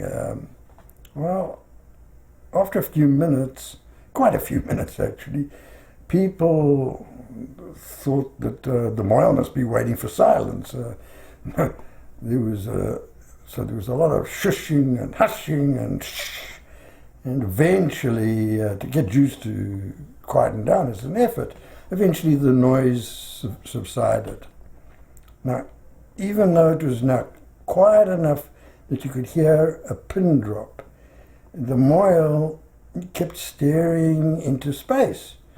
And eventually he looked around and he spoke up and he said, "Where's the baby?"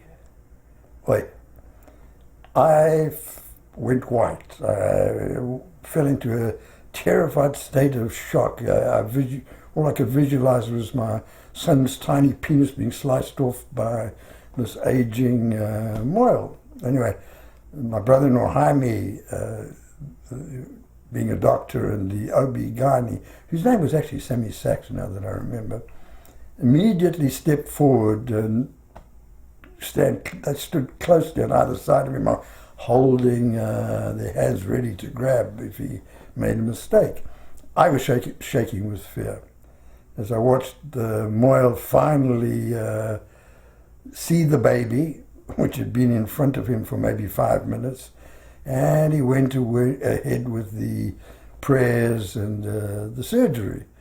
Now, Jaime and Sammy, their hands were inches away from his, ready to prevent a disaster. It's still to this day difficult for me to describe the panic and terror I felt. So it was quite an occasion, Larry's bris, pretty unforgettable. Thankfully, all went well and no intervention was needed.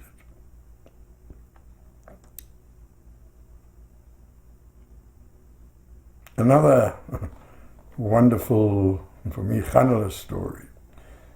When Myra, Rao, Larry and I moved from South Africa to the United States, we got off the plane in Los Angeles. Actually, it was July the 2nd, 1975. And I was greeted by a U.S. Marshal who served me with a lawsuit claiming theft of trade secrets. The lawsuit was brought in an effort by a competitor in an effort to slow down what they viewed to be a very competitive product. And my introduction to American law was very sudden and very intimidating. The lawsuit called for $6 million in damages. And anyway, in South Africa, the loser of a lawsuit has to pay the cost of both the winner and his own, and this discourages frivolous lawsuits. I was actually scared out of my mind, and clearly our whole future depended on not losing this lawsuit. And I engaged the services of a Delaware firm that specialized in trade secret litigation and was recognized as being probably the top firm for this type of litigation. But it was in Delaware, right the way across the country. Anyway, Khanala arrived for Raoul's bar mitzvah, which was, I guess, about a year later.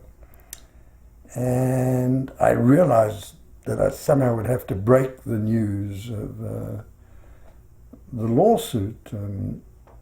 So over dinner one evening, I told Khanala, Mom, I've been sued. Her face went white, the blood drained out of her face, and she told me that she and her late husband had never sued anyone, nor had they ever been sued. She demanded, Ivan, what have you done? Why would they sue you? It was very difficult to try to explain the different legal system in the US, that you could bring lawsuits just to delay people, hurt them. But she remained unconvinced, staring at me. And after a long while, she turned around to me and she said, Ivan, have you got a good lawyer? I replied, hey, Mom, and I was happy now, I was in good shape. I replied, hey, Mom, I have got the very best lawyers in the country. I pointed out that I'd gone all the way across the country to get the law firm that were the very best. So that was to be happy. She thought about this for quite a while, and a few minutes later she asked me, Ivan, have the people what's suing you got a good lawyer? I replied that I thought, yeah, they do have a good lawyer. He's a pretty smart guy. And after another long pause, as she tried to digest this, she said, Ivan, is your lawyer Jewish? After thinking a moment, I had to tell her that he wasn't. The idea that I'd tell her. Anyway, my stomach now was in a knot because I knew what was coming. Ivan, is their lawyer Jewish?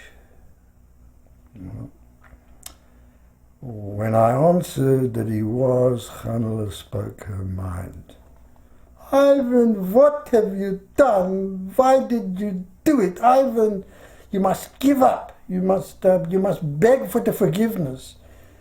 This is too terrible. Why would a Jewish lawyer sue a Jewish boy unless he was guilty? There's no way a Jewish lawyer would do that. It's just not possible. Ivan, I beg you, you've got to give up immediately. And then she turned to Myra and the truth came out. She said, Myra, we always told you that you married a rubbish, a thief, a no good Nick.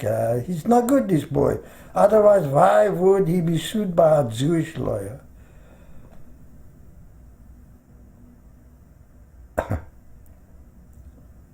I'll also never forget the fact that when Ra was about 3 or 4, he fell into the family's swimming pool, and my father-in-law, Ivan, who couldn't swim at all, jumped in to try to save Ra. Thankfully, we managed to pull both my father-in-law and Ra out of the water, because he would have drowned and he would have done anything. He wasn't going to let his grandson drown. So my in-laws were very, very interesting people.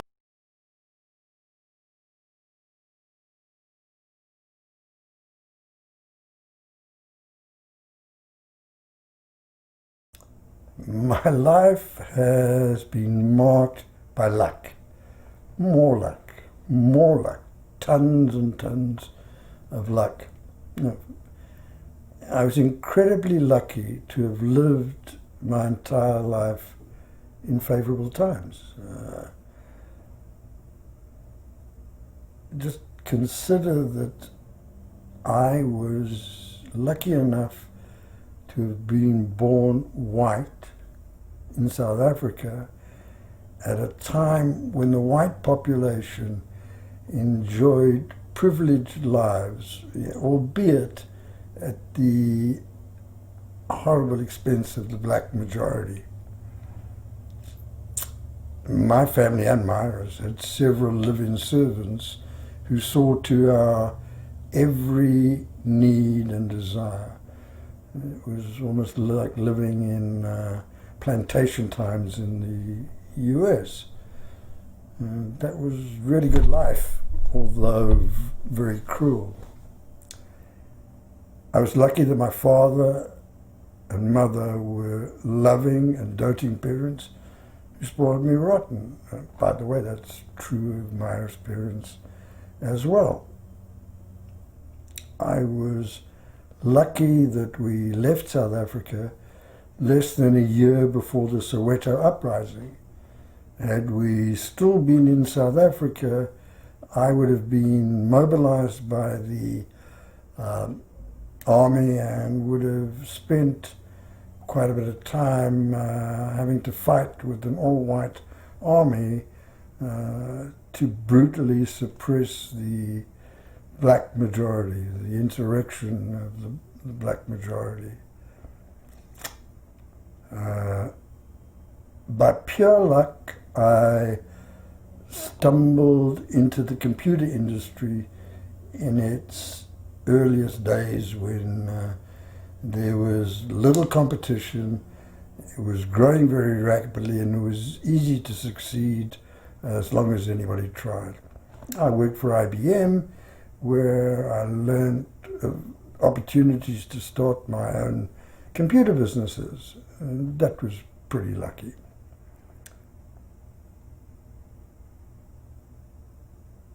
I was very lucky that when we arrived in the United States in 1975, it was the middle of a very deep recession. And then we were able to catch the economic upswing as the economy recovered. That made it possible to succeed fairly quickly. I was very lucky that I was never called on to fight in a war, other than a few forays at the outset of rioting in South Africa in 1960 after what was quite famous, the Sharpeville massacre.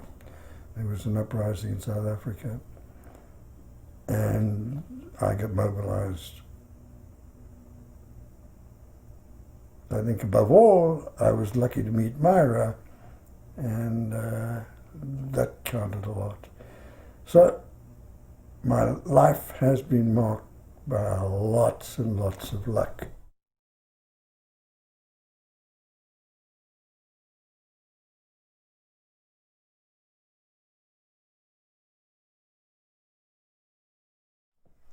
Let me talk a little bit about religion. Bad subject, but I should talk about it. My father and all the members of the Socher family were members of Orthodox synagogues, and they all kept strictly kosher homes.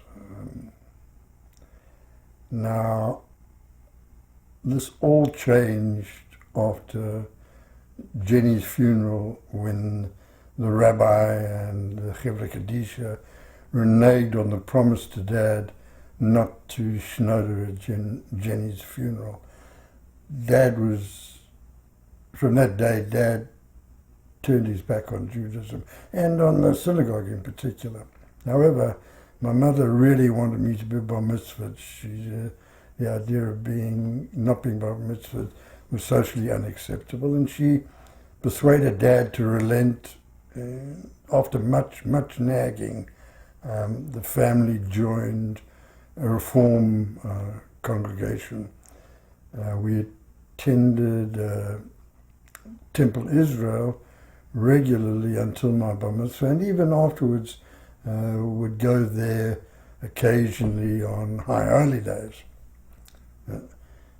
In my youth, I did believe in a God. I got sold the idea.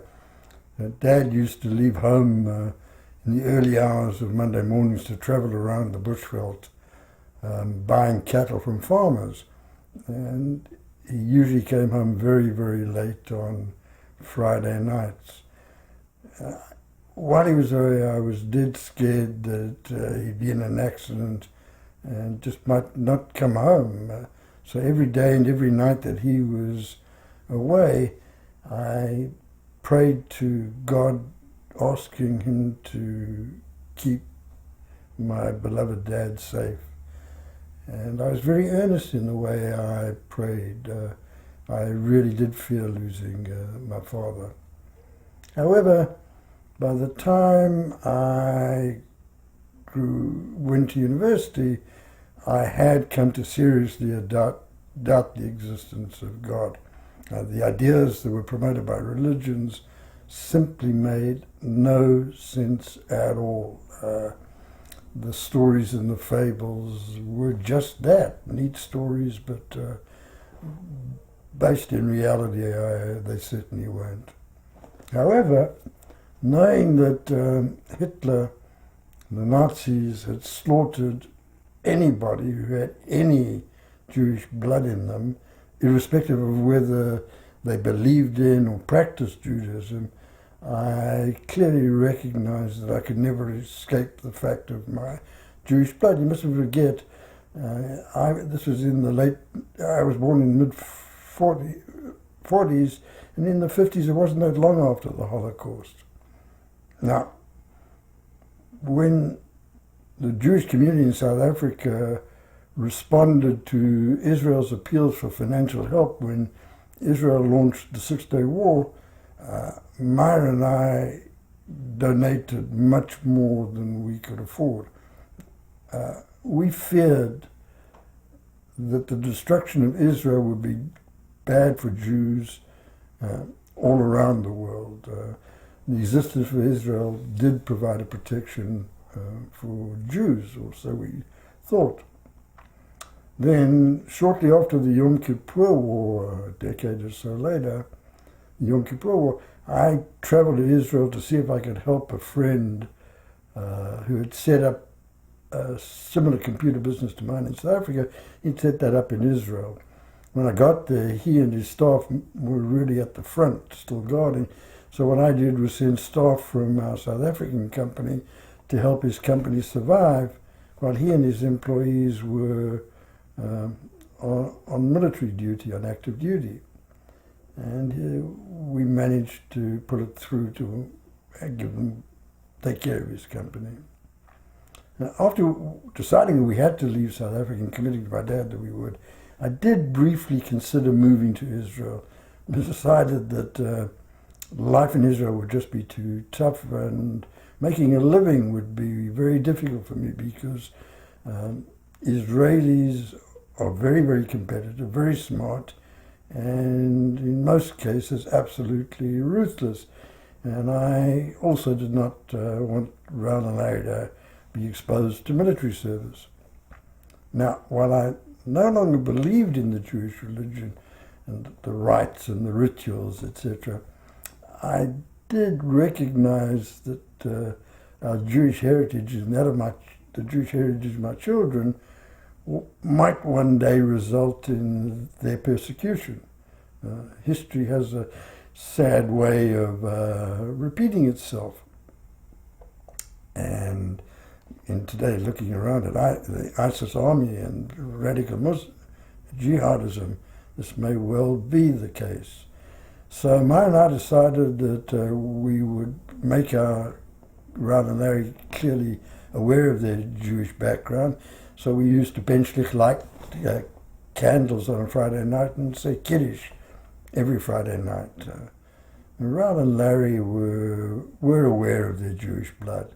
And we did this for many years until they left for college.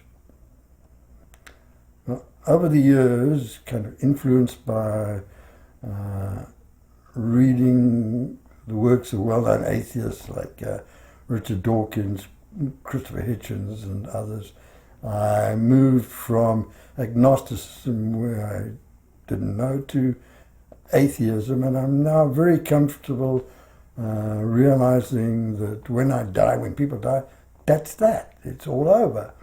There's no life after death, there's no resurrection, no Messiah, Mashiach, there are no 72 virgins waiting for me or for anybody else. We have a blessed life while we're on earth, and that's that.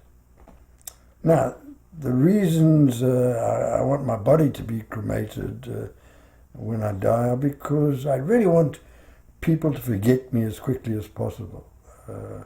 And the very last thing I want people to get on with their lives and without thinking about me. The notion of being sad while visiting graves on anniversaries is something that I just don't want for me. Also, cremation is better for the environment, so cremate my body, dump the ashes down the nearest drain, and get on with life, move on. Better still, I'm looking into donating my body to science, to medical schools or for research. That way, save some money. They eventually, I think, cremate the remains, and so that would be cheaper than cremation. By the way, it's really, then perhaps a year or two after I die, my family can hold a kind of celebration of life, somehow like Willie Hofer, and laugh about the great life I led. And by the way, it's interesting to note that while Jews have achieved amazing success in many fields, in the arts, the sciences, in business, in many professions, the Jewish religion and the Jewish people has not recently produced any great humanitarian leaders, which I might have expected. You know, there's no Mother Teresa, there hasn't been a Nelson Mandela or Mahatma Gandhi coming out of the Jewish population. So it seems to me that Jewish traditions seem to be somewhat focused inwards. Of course, one should never forget that the greatest humanitarian of all, Jesus Christ, was a Jew.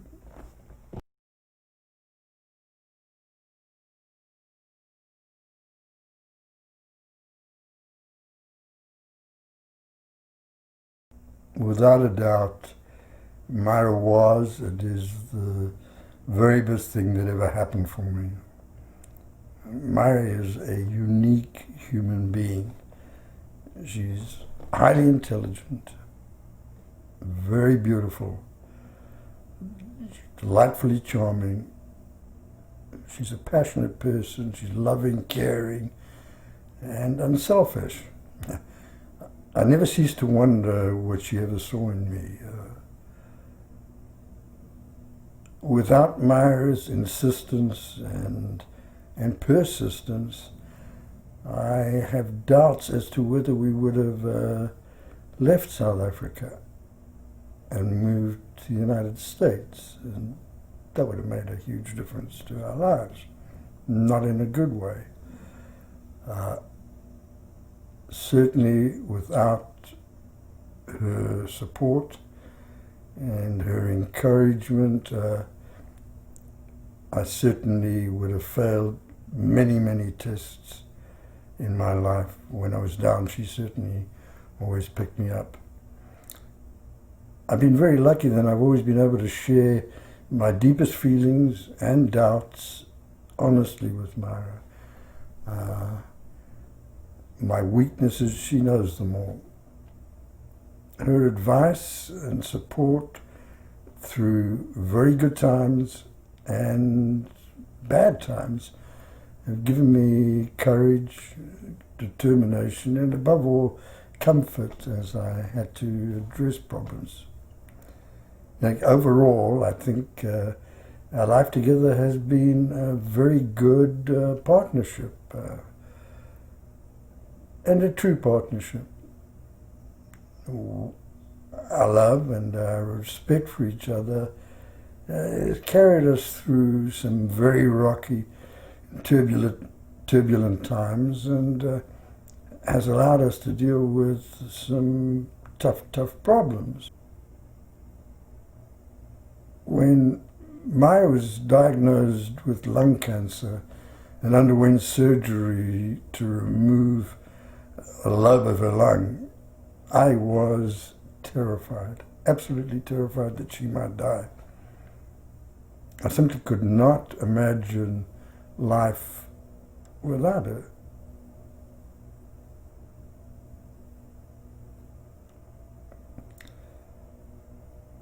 Since my kidney transplant, Myra has micromanaged my health. Actually, she's done it throughout our life. Without her making sure that I take the correct drugs, etc., I would almost certainly be dead by now. I couldn't be relied on to effectively medicate myself.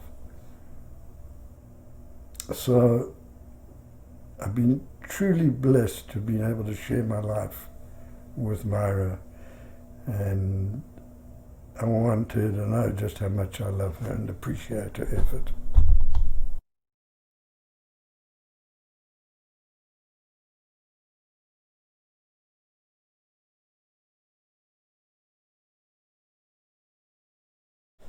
My education.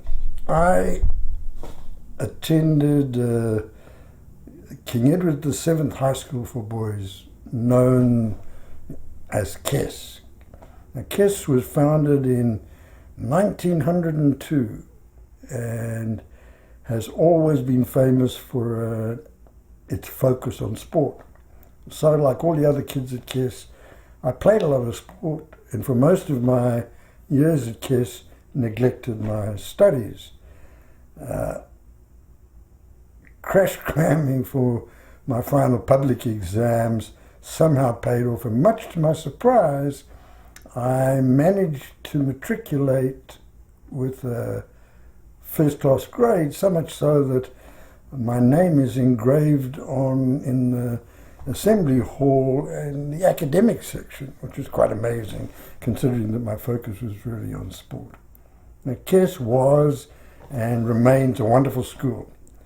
It's old British tradition, and it's produced an amazing number of successful men in all walks of life. Gary Player, Richard Goldstone, Sir Donald Gordon as some examples, which you can look up in Google. These guys really achieved.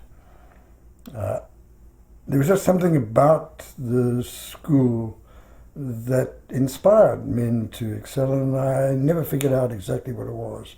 It's an all-boys school, same uniforms, they're wearing the same uniforms as they did in 1902, focused obsessively on sport and winning on the sports field, but they taught you sportsmanship and strict disciplinarians. My parents, like most Jewish immigrants from Europe at that time, wanted me to become either a lawyer or a doctor. I nagged them and nagged them. I didn't want to be a lawyer, I didn't want to be a doctor. I actually didn't want to go to university. I wanted to be a playboy, but they weren't going to allow that. I eventually managed to persuade them that accounting was an acceptable alternative to law or medicine. By the way, I don't think Myra's parents ever came around to that thinking. So I enrolled to study for a Bachelor of Commerce degree at the University of Witwatersrand, and would go on to become an accountant. When I got to the campus, I became very active in student affairs and did rise to leadership positions in several activities. As chairman of the Commerce Faculty Students' Council, as I was chairman of the RAG Committee, which was a student charitable fundraising organization that was prominent on the campus, and almost all students participated. I was chairman of the InterVarsity Committee, which controlled the very fierce rivalry between Wits University and the University of Pretoria. And most importantly, I was elected to the prestigious and really powerful Students' Representative Council, or SRC. I thought I was a big man on campus. That was certainly my view of myself.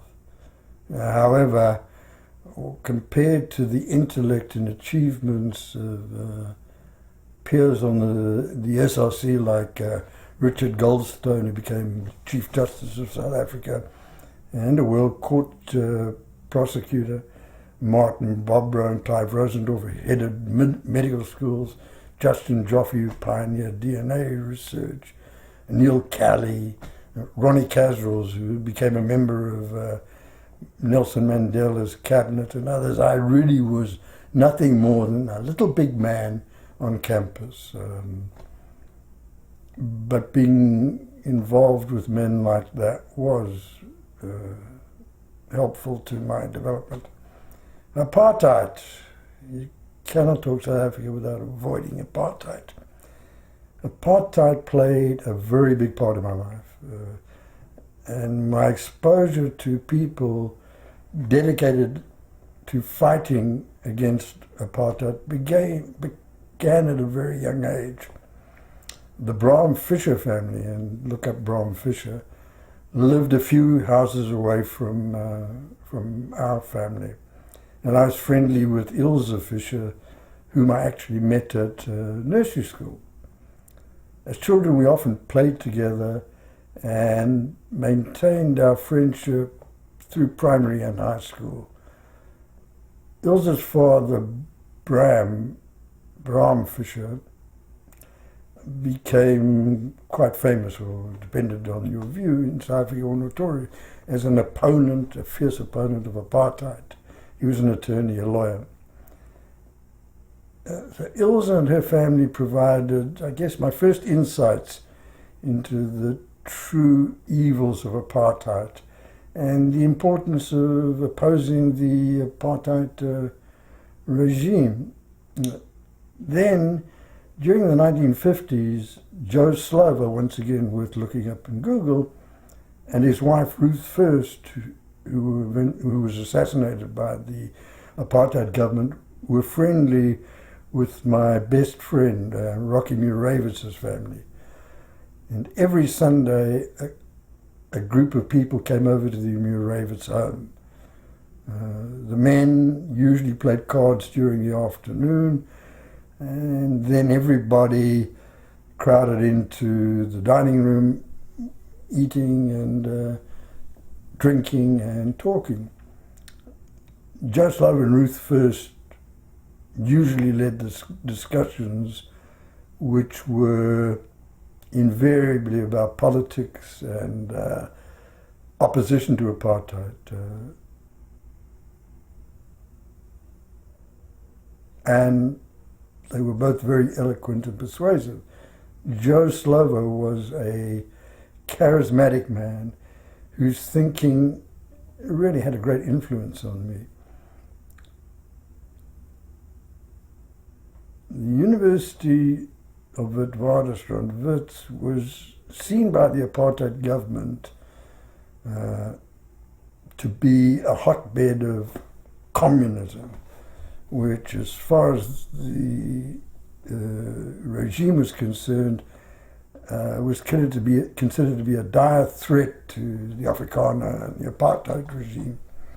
Now, when I entered Wits in 1959, the university was actually integrated, although there were very few non-whites attending.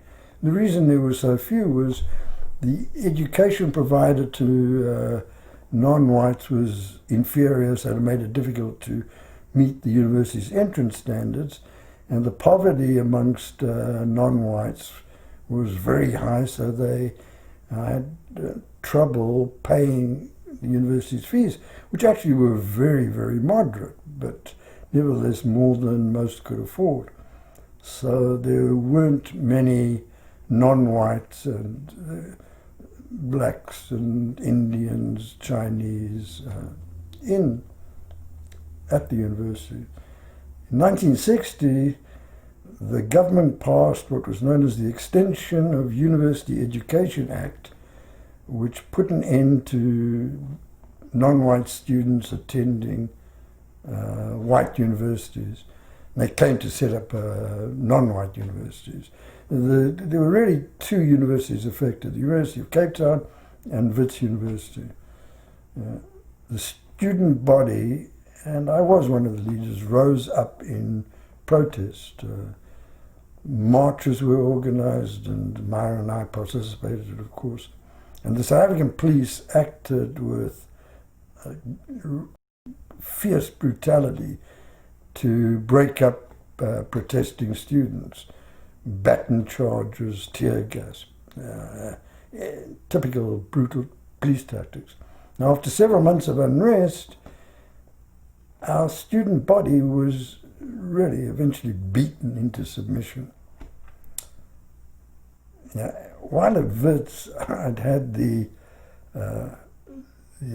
pleasure of spending many hours with a man called Robert Sobukwe, also worth Googling, who was a professor at Wits and who became president of the Pan-African Congress, which opposed the government. And Sobukwe used to sit in the cafeteria eating lunch, and he would explain that he explained that by reason of his education and his cultural, his intellect, he was much more comfortable dealing with whites than with his black brethren, because intellectually he was so far ahead of them. However, he would look us straight in the eye and he said, when the day comes, when the time comes for the blacks to rise up, I will cut your throats. Sobukwe did not believe for a moment that the white population would ever be prepared to recognize non-whites as equals or even as humans. And Sobukwe did inspire me to becoming a pretty aggressive activist, and actually led to me serving on the Student Representative Council SRC, which oversaw all student activities. I served for 3 years and was privileged to work with many leading personalities who went on to become great successes. My sister Charlene followed in my footsteps. She became a leader of the National Union of South African Students, NUSAS, after I'd graduated, and NUSAS did lead a lot of anti-government activities. Now, under South African security laws, the government passed Suppression of Communism Act, and under that act, the government could hold anybody without any charges for 90-day stretches, and then could renew the confinement without limitation. So they just renewed it after 90 days for another 90 days. One night I was got nasty visitors at 3 o'clock in the morning, and I was taken in and held both at the Marshall Square police station and then at the Old Fort prison. And I got to tell you, my courage was really shaken, and I became very afraid of what could happen to me and my family. The police were brutal, roughed me up, threatened me, and it was very, very scary.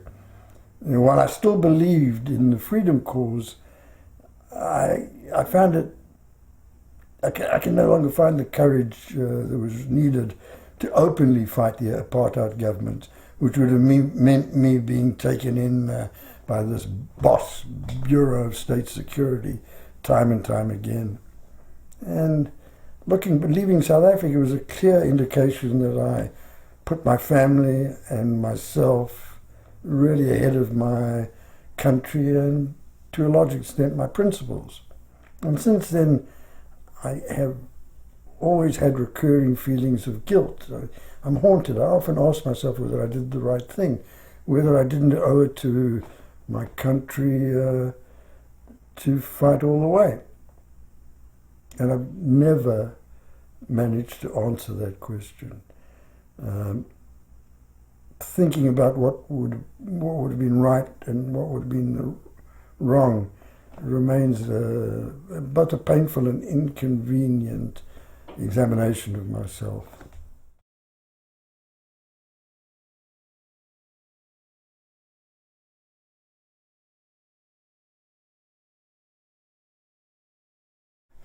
I tell you a little more. This is be a little bit more humorous. My distinguished military career. In 1959, I won the only lottery I've ever won, and was drafted or conscripted into the South African Army. I was sent to the army base at Potchefstroom to undergo 11 months of basic training. And at that time, the South African Army was forced to rely on conscription, as it certainly was unable to recruit many men to join the permanent force. Well, my father's advice is shut your mouth, do what you're told, and get your training over with. Well, there was a Colonel Peter Coetzee. He was a very ambitious officer who truly believed that he could develop a program which would provide a steady influx of well-qualified, of course that meant white, the army was all white, manpower into the permanent force, people who would make the military their career. His idea was to sell conscripts on the idea of making the army a worthwhile career, an exciting and fulfilling career. That's what he found it to be. He believed that the way the sale would be made would be by exposing the conscripts to very exciting and adventurous military activities like flying aeroplanes, parachuting, parachute jumping, commando activities, etc. He thought it would be a very, very attractive proposition. Now, after about 10 weeks of basic training, which was not for me, I was very surprised and, I got to say, very nervous to be summoned to meet with Colonel Coetzee.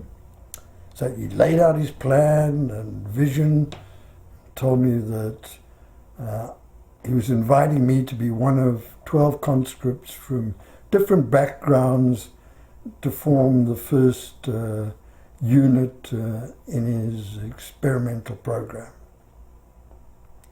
I got to tell you, I looked at him and my dad had warned me, don't volunteer for anything because you'll be disappointed. Now, by the way, he told me that I had been chosen as the Jew in this diverse, but of course, all white groups. Being a Jew was why I was chosen.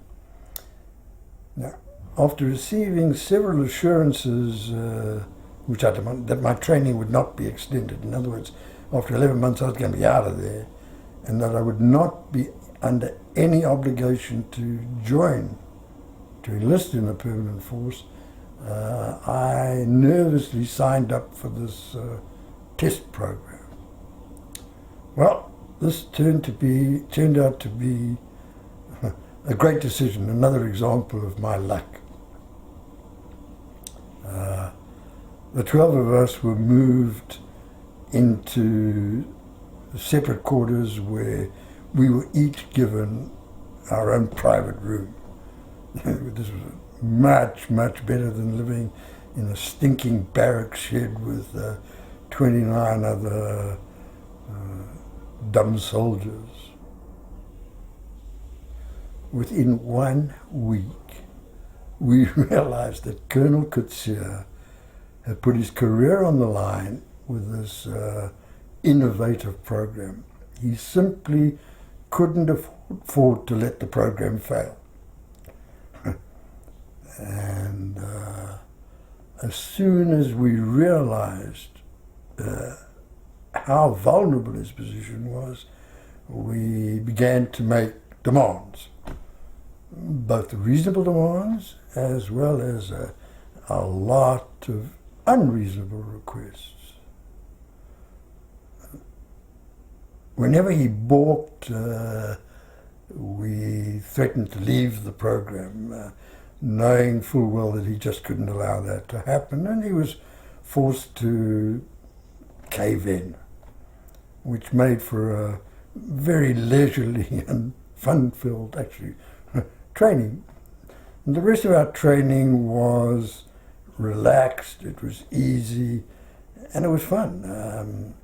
We were exposed to all aspects of the army in the hope that this would spark our interest.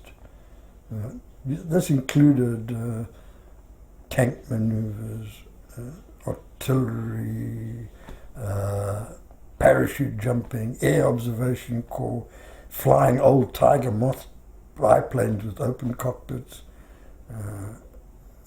We were able to avoid all strenuous and truly unpleasant training or duties that we really should have done but didn't do. Now, not one of the 12 of us signed up after our conscript training ended, and Colonel Kutsia was forced into retirement when his program didn't work. I think if he'd got one or two to sign up, it would have been okay, but yeah, we weren't going to do that. But anyway, I was then transferred to the Transvaal Horse Artillery, which had a history dating back centuries, to serve the remaining 5 years of compulsory service, which consisted really of monthly parades or bi-monthly parades on weekends, and then annual 3-week maneuver exercises.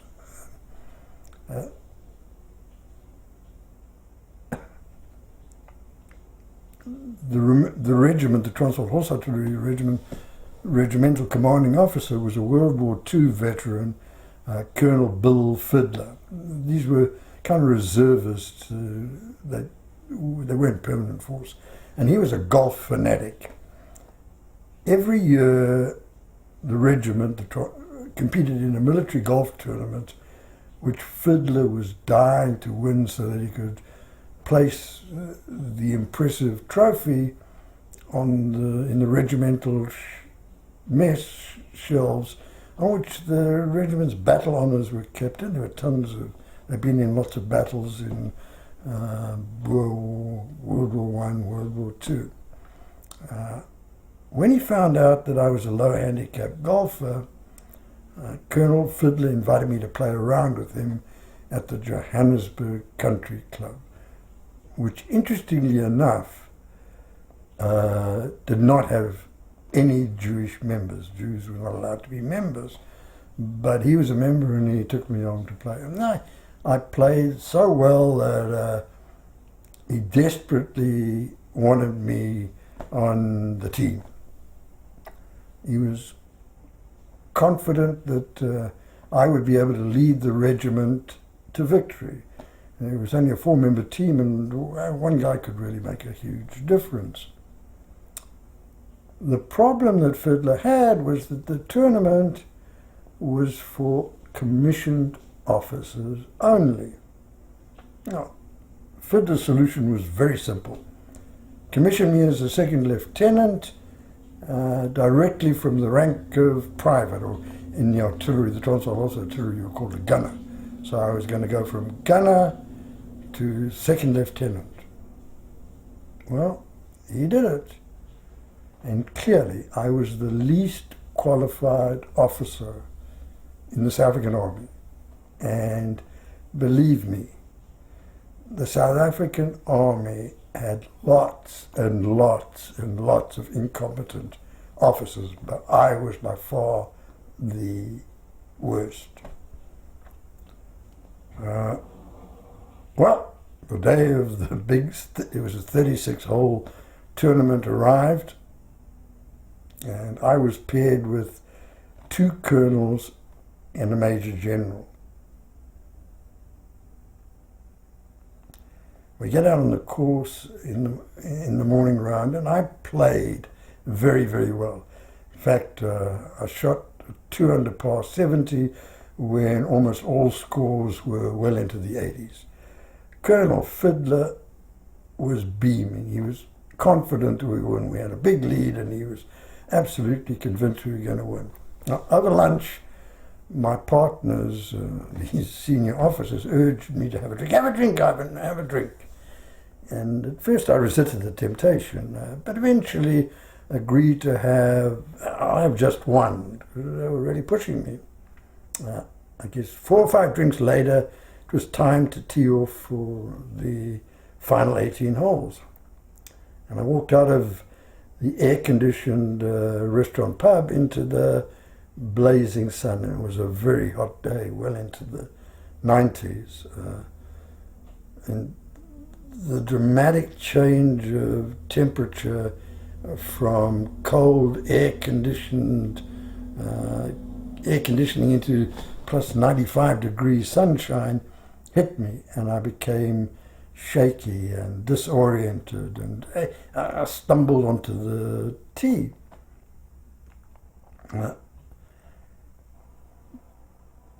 Quite a few people, having heard of the score I'd put up in the morning, heard of this, my great morning round, were standing around to watch. I wanted to see, they wanted to watch me play. Somehow I managed to get the ball onto the tee, and after trying to steady myself, eventually took a swing and missed the ball completely, a complete fresh air. Very embarrassing, and but I was really, the change of temperature and all the drinking it hit me. Now, I managed to get around the course, but shot a disastrous 88, and we lost the tournament. Colonel Fittler was justifiably furious, but having promoted me, there was no way he could demote me without cause, or without having to explain why he'd promoted me in the first place. So I kept my commission. Lieutenant Socher, the youngest Jewish officer ever in the South African military. In 1960, a riot in Sharpeville set off disturbances and rioting throughout the country. There was panic. All the reserve forces were mobilized to put down the insurrection. And the military decided that soldiers would not serve in areas near their homes. What they were really frightened of is if you were near your home, you desert. So what they did was they switched troops from Cape Town to Johannesburg and Durban, and they flew our regiment from Johannesburg to Cape Town. In the middle of the night, we were parachuted into Langa location, which was an area set aside for black living, with orders to conduct house-to-house arms searches. The army was frightened of the uprising and wanted to get rid of the arms. And platoons, which comprised of an officer and 7 men, were assigned streets to sweep up and down, going into each and every house.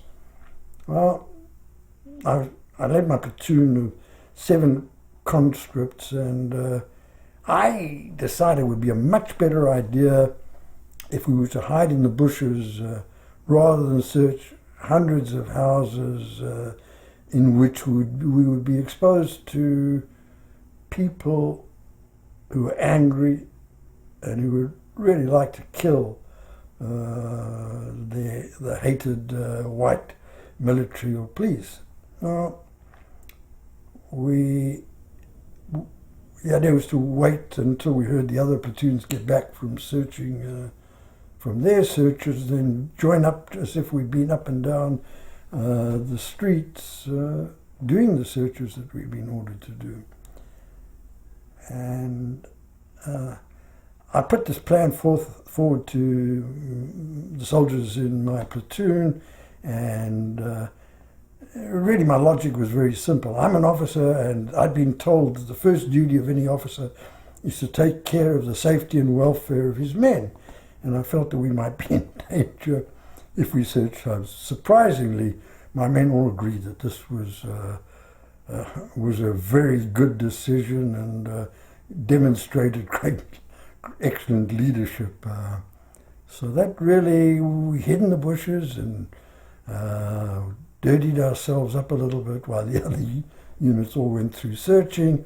And when they got back, we all came out and we did not search, didn't find anything. Nobody spilled the beans, as it really was the way to handle things.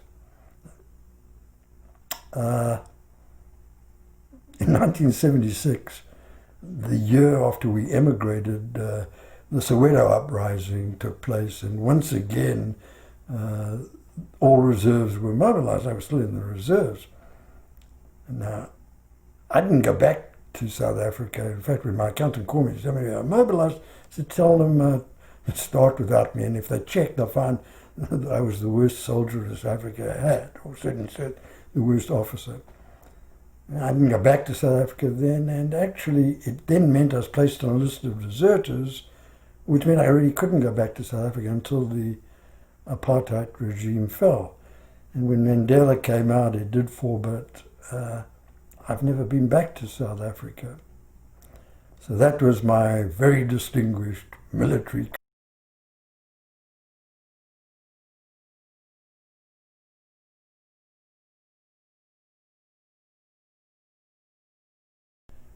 My business career. My business career was marked by several amazingly lucky breaks. Actually, the story of my life has been luck. After being fired from my first job, which was with the accounting firm of Pete Morrick and Mitchell, I worked for a while in Myra's mom and dad's clothing factory. However, one of the big lessons that I did learn from that was that I have absolutely no dress sense or fashion sense or taste. So any career in the garment, or as it was known as the schmutter business, was absolutely limited. If you didn't have taste or dress sense, what were you doing in the clothing business? Now, looking around what I should do, I consulted with a university professor who suggested that I take a look at the computer business. I had never heard of computers and had no idea at all what they were, what they did, or what you did with them. He did mention the name of a company called IBM. Once again, I'd never heard of them, but I went walking into their offices and then had a very, very tough time persuading IBM to hire me to sell their, at that time, punch card systems. Well, I managed to make the sale and they hired me as a salesman. Then, really after only about a year, I learned that IBM and I weren't really compatible, and they're a wonderful company because I really did resent the total family involvement and commitment that IBM promoted and actually demanded of its employees. The wives had to go to regular luncheons with other wives. Kids got the most amazing gifts at Christmas and other holidays. So IBM influenced every aspect of its employees' life. And the reason they did it was very simple. You had to work very, very hard, and IBM recognized the value of having family support for those efforts. Well, IBM had amazing market intelligence on its competitors. And it was this market intelligence which led me to starting my own company. I quit IBM and traveled to the US, visiting many companies that IBM's marketing intelligence had identified as being viable, and not only being viable, IBM considered them as competitive threats. So I knew that they had to be good because IBM said they were good. And my pitch to those companies was pretty simple. It'll be years and years and years before you get around to selling to South Africa. You first got to penetrate the European market. So And South Africa's down in the middle of nowhere. You've got nothing to lose by giving me South African marketing rights. Any sales that I make will be sales you never expected to get. I will pay for any orders I place with letters of credit, so that'll take away any credit risk. So Computer Advances, the name of the company I started, was able to secure South African marketing rights. These companies really didn't look into our background because they really felt they had nothing to lose, and otherwise they wouldn't have given me the marketing rights. And after a pretty slow start, Computer Advances took off, did extremely well, and actually made quite a bit of money. But it certainly was IBM the later. Then, with Myra really pushing me into honouring the promise we'd made to my father to leave South Africa, I had to come up with something different, a way of doing that. And the problem that I faced was that South Africa had very, very strict currency restrictions. If you were caught taking money out of the country, you went to jail for 20, 30 years. And South African jails were no joke.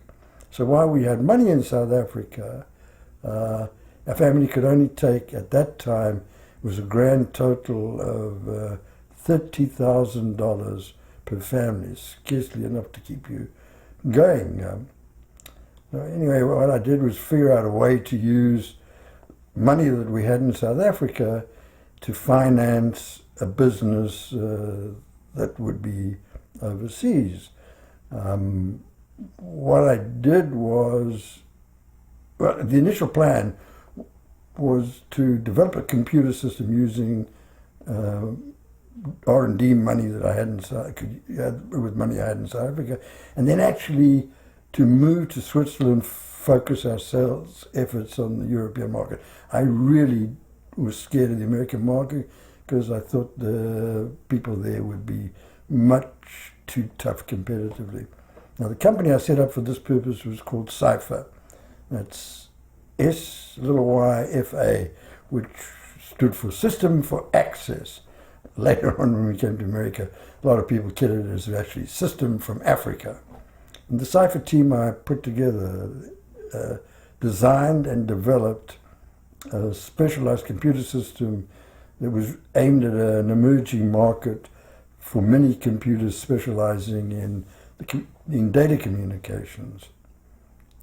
At this time, I really must pay tribute to Zach Kong, who I had hired at Computer Advances and who was the technical brains behind everything I ever did in the computer and communications field. A little bit about Zach. Zach was born in South Africa to Chinese parents whose family had come to South Africa as indentured labor. They had been brought as laborers. The white apartheid regime treated the Chinese as non-whites and applied all the apartheid restrictions to Chinese. The same restrictions that were applied to millions of blacks were applied to Chinese, which meant Chinese could only live in non-white areas. Chinese had to carry passes in order to travel around the country. Chinese could not eat in whites-only restaurants, could not go into whites-only restrooms. Now, when I hired Zach, we were defying South African law. But South Africa at that time was doing a lot of business with Japan. For example, Japanese were taking away iron ore, like from Tapasimbi, but Japanese were treated as honorary whites, so they had they could live like whites. And I think that many Afrikaners, and we did deal with the government, actually thought that Zach must be Japanese. They couldn't imagine us defying the law. Zach still had to live in a non-white area, which was little more than a nasty slum.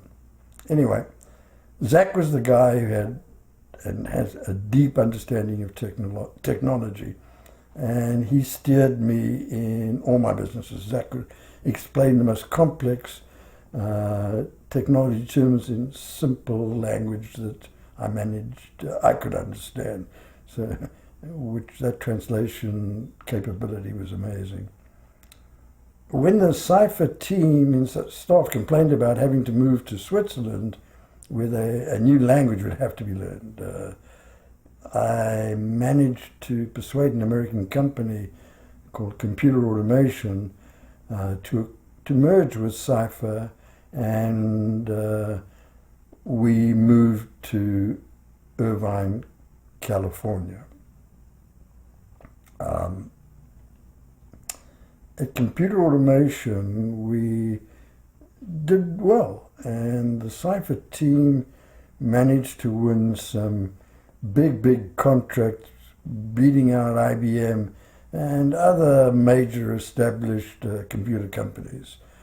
We were upstarts who managed to break through in a fairly big way. And I made a fair amount of money selling Computer Automation stock on the NASDAQ exchange. Unfortunately, we grew much faster than our limited management capabilities. We weren't sophisticated managers. In the space of a year and a half, we opened factories in Ireland, in India, in Dallas, and we opened operations and sales offices in Germany, France, and Italy. And we just weren't capable of managing it. So poor management and many more bad decisions really saw the company implode in a bad way. Thankfully, I managed to cash out before Computer Automation collapsed completely. Then, in partnership with the venture capital firm, I became the president and CEO of a struggling technology company called Amdax, which designed and manufactured satellite modems. The founder and owner of the company had died, and the company was in deep trouble, but some of its satellite technology was quite interesting, and Zach saw ways of adapting it. So at Amdax in 1983, a team led by Zach and others, mostly people I brought over from Cypher and Computer Automation, invented the first cable modems, about 15 years ahead of the internet. So the timing was a little off. Anyway, we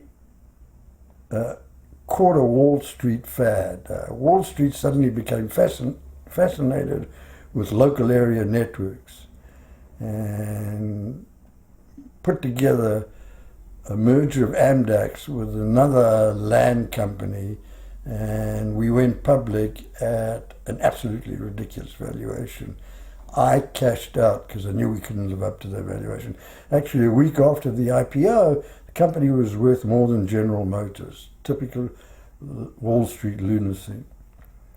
Having cashed out, I was now trying to figure out what to do next when I was having a discussion with Ron. I was giving him, after preaching to him about how important it was to work hard, to focus and dedicate.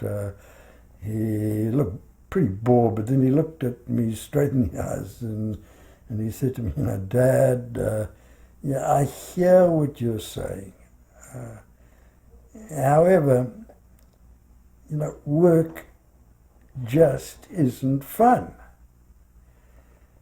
That's a very simple statement, but it really got me thinking. I thought about this simple statement a lot, so much that it provided an epiphany. I looked back on my business career and I actually discovered I really hadn't had much fun. It had been very painful, traveling and meetings, and it really wasn't fun.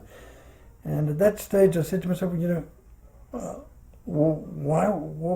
only reason for me to continue working would be to make more money.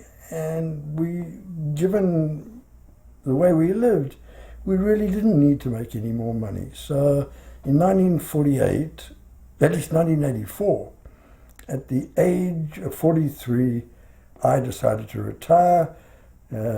We built a home on Hilton Head Island, and I retired to play golf. Now, everybody who knew me, predictions were that this retirement wouldn't last more than a few months. In fact, I opened a book as to how long it would take for me to unretire. And actually, I proved them wrong. I stayed retired for 3 years. And the reason I unretired was to start a new business in Washington, D.C., in partnership with Zach Kong, who'd been the brains behind any venture I've been involved in. After Amdex had gone public, Zach had set up his own company called Network Software Associates, NSA. And NSA developed communication software. And the partnership, my partnership with Zach, involved me setting up a Washington organization to sell NSA products to the federal government. Ron and Larry joined this business, much to my joy, and they can tell you all about the business. I'm sure they have many stories. It really should be noted that over the years I also started quite a few other businesses which did not make it. In fact, I think the number is 17. So I didn't have many successes and lots of failures. However, thankfully, being a bean counter, I always managed to objectively evaluate progress, or the lack thereof, and had the self-discipline to pull the plug before too much money was lost in any one of these ventures. While on the subject of business, I want to point out that when I started my first company, Computer Advances, I had one goal, simple goal: make enough money to secure my family's financial future. Being an accountant by training, I carefully calculated how much money this would take to provide the kind of financial security that my family needed. And after some tough struggles getting off the ground, Computer Advances took off, and it wasn't long before my goal of financial security was reached. And in fact, it was exceeded by quite a bit. I went roaring past the number. Bucked by this, I set a new goal. I wanted to be publicly recognized for my business success. My ego needed some stroking. So I had my sales marketing department start generating press coverage, which actually culminated in a cover page story in South Africa's equivalent of Business Week. It was computers were all new, and it was wunderkind of the computer business. Unfortunately, it wasn't long before I was very well known around Johannesburg, and particularly where we lived. And I found that when I walked into a restaurant or into other public places, I could see people turning around and whispering asides, pointing at me, and then we say, "Oh, there's the guy." And so neighborhood families started talking about the new rich guy, the tycoon, And it wasn't long before the loss of anonymity and privacy started to get me down. I learned how valuable personal privacy is. And I think that it really bothered me when kids at school would say things to Ron and Larry about their big shot tycoon dad. So it just fame and recognition just didn't do it for me. In fact, it had a negative effect. Well, the next thing I decided would be great would be to be in a position to exercise control over people and their lives, to have this power. And computer advances had grown very rapidly, and it wasn't too long before we were employing hundreds of people. And I kind of bossed in this. I had the ability to control these people, influence their lives, and this was great. Until the day came when we missed our goals, we didn't meet our growth plans, and we always had to hire in advance of plans, and I was actually forced to lay off people. I found this to be heartbreaking, soul-destroying, and I vowed to do whatever I could to avoid having to lay off people again. In fact, I missed a lot of business opportunities because I wouldn't take a chance of having to face that. The lesson I learned was clear, that with that kind of responsibility, the responsibility of controlling people wasn't worth the pain of layoffs. It wasn't worth it to me. Thereafter, I didn't set any clear goals, and certainly one of my goals was to avoid having to suffer that kind of pain.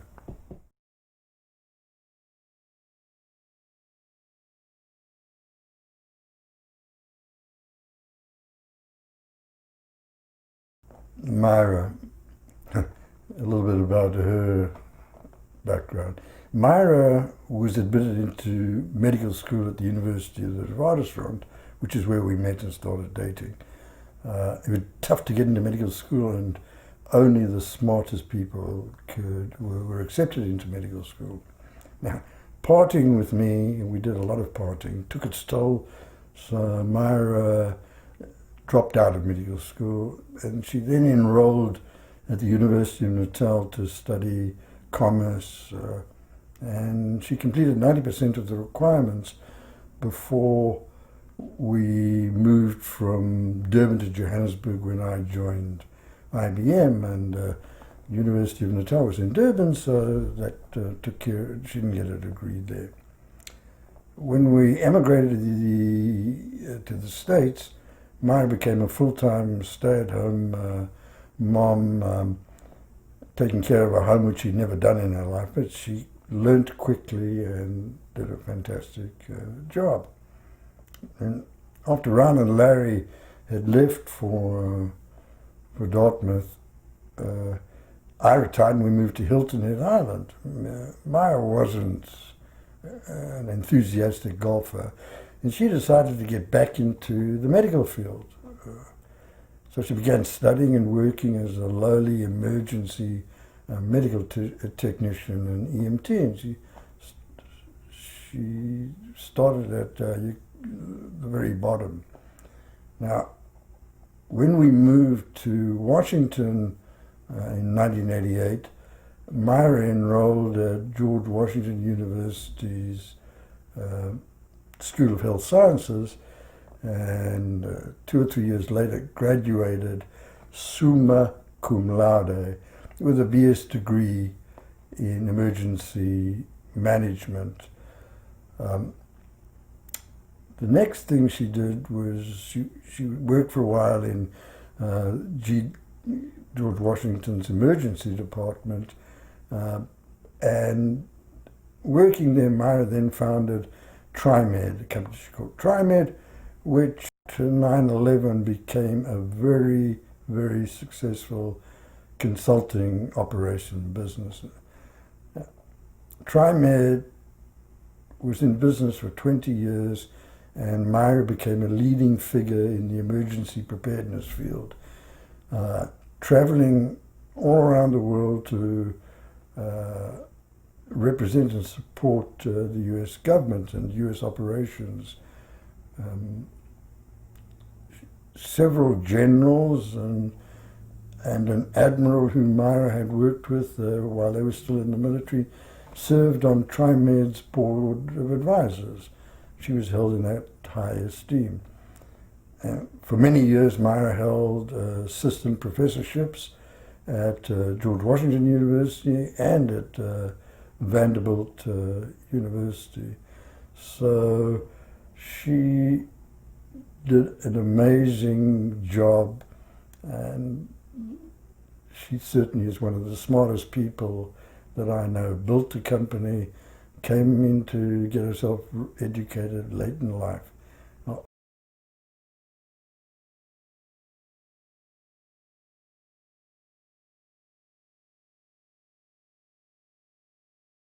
I need to talk about somebody who played a huge role in my family's life. Mary Palmer. Maiden name was Radeba. Mary, a Zulu, came to Johannesburg from Escort, a small town in Natal. Mary was a young Zulu woman looking for work. Dad and Mom hired her as a live-in servant to cook and help around the house. Mary quickly became an integral part of the Socher family. Shortly after Jenny, my older sister, was born, my mother fractured her skull in a motor accident. Mary took over the household, took care of Jenny, took care of my mother over months of rehabilitation. When Mom came home from the hospital, Mary nursed her back to health. After Jenny died, neither my father nor my mother could bring themselves to break the news to me. I'd been brought home and I still didn't know that Jenny had died a few weeks earlier. So it was left to Mary to tell me that my beloved sister had died. Mary was a great comfort. She played a huge role in raising me and my sister Charlene. She played a similar role when Raoul and Larry were born before we left South Africa. While Mary was very loving, she was also very, very strict. She was a disciplinarian and demanding of the Socher children. Late in his life, when Dad was suffering from dementia, Mary was one of the few people who could get through to him and who could communicate effectively with him. She cared for him with great tenderness. Mary's one determination in life was to learn. She had bought into the idea that education was the only way upwards. So on her day off, and there was one day a week, she attended school, and after 15 years of dedicated study, proudly matriculated. That's the equivalent of high school graduation. So she graduated with a high school diploma. In the apartheid society, this was an amazing achievement. I think less than 2 or 3% of the black population achieved matriculation. After we left South Africa, Mary worked for a few years for family friends before retiring to her hometown of Escort, where she built a comfortable home. She had been a diligent saver, and we paid her a pension for 25 years so that she could live well, fairly well. Mary had an absolutely wonderful time whenever she came to the United States to visit us. First time she came was to attend Larry's bar mitzvah, She came to Round and Larry's weddings, and she was able to see her first, as she put it, great-grandchild, Benjamin. And Mary, strangely enough, fiercely opposed Mandela simply because her Zulu tribe did not trust members of the Xhosa tribe, which is Nelson Mandela's tribe. All I can say about Mary was I loved Mary as a mother, and there's no doubt that she truly loved me as a son. And Mary, coming from patriarchal tribal system, the Zulus, believed in the total supremacy of men. So what Dad and I said counted much more than anything my mother or Myra or Charlene thought or said. Then, when Mary died, we learned another horrible secret, that as a teenager, she had given birth to twin daughters. One died very young. The other daughter grew up in their home village, with Mary sending money to support her. In retirement, Mary continued to support her daughter and grandchildren, and certainly encouraged them to study. Mary kept the existence of her family secret from the Socher family, and it was only when she died. She actually, I think the reason was she feared she'd lose her job if we learned that she had children or had been dishonest. She was also pretty ashamed that she was an unmarried mother. Several years after Mary died, I was approached to help financially to pay for the university education of one of her granddaughters. We happily paid for 4 years of study at the University of Natal, and Mary's granddaughter graduated with a degree in chemical engineering. Mary would have been so proud. The notion of one of her descendants having a university degree would have been the happiest moment of her life. I truly loved her, as did Myra, Raoul, Larry, and every member of the Socher family.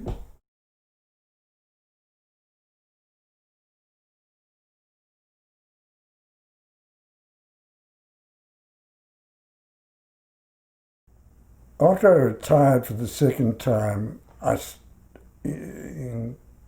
started volunteering for the Montgomery County Humane Society, which operated the county's animal shelter. I enjoyed walking shelter dogs. Every day I'd go and walk shelter dogs, give them some exercise.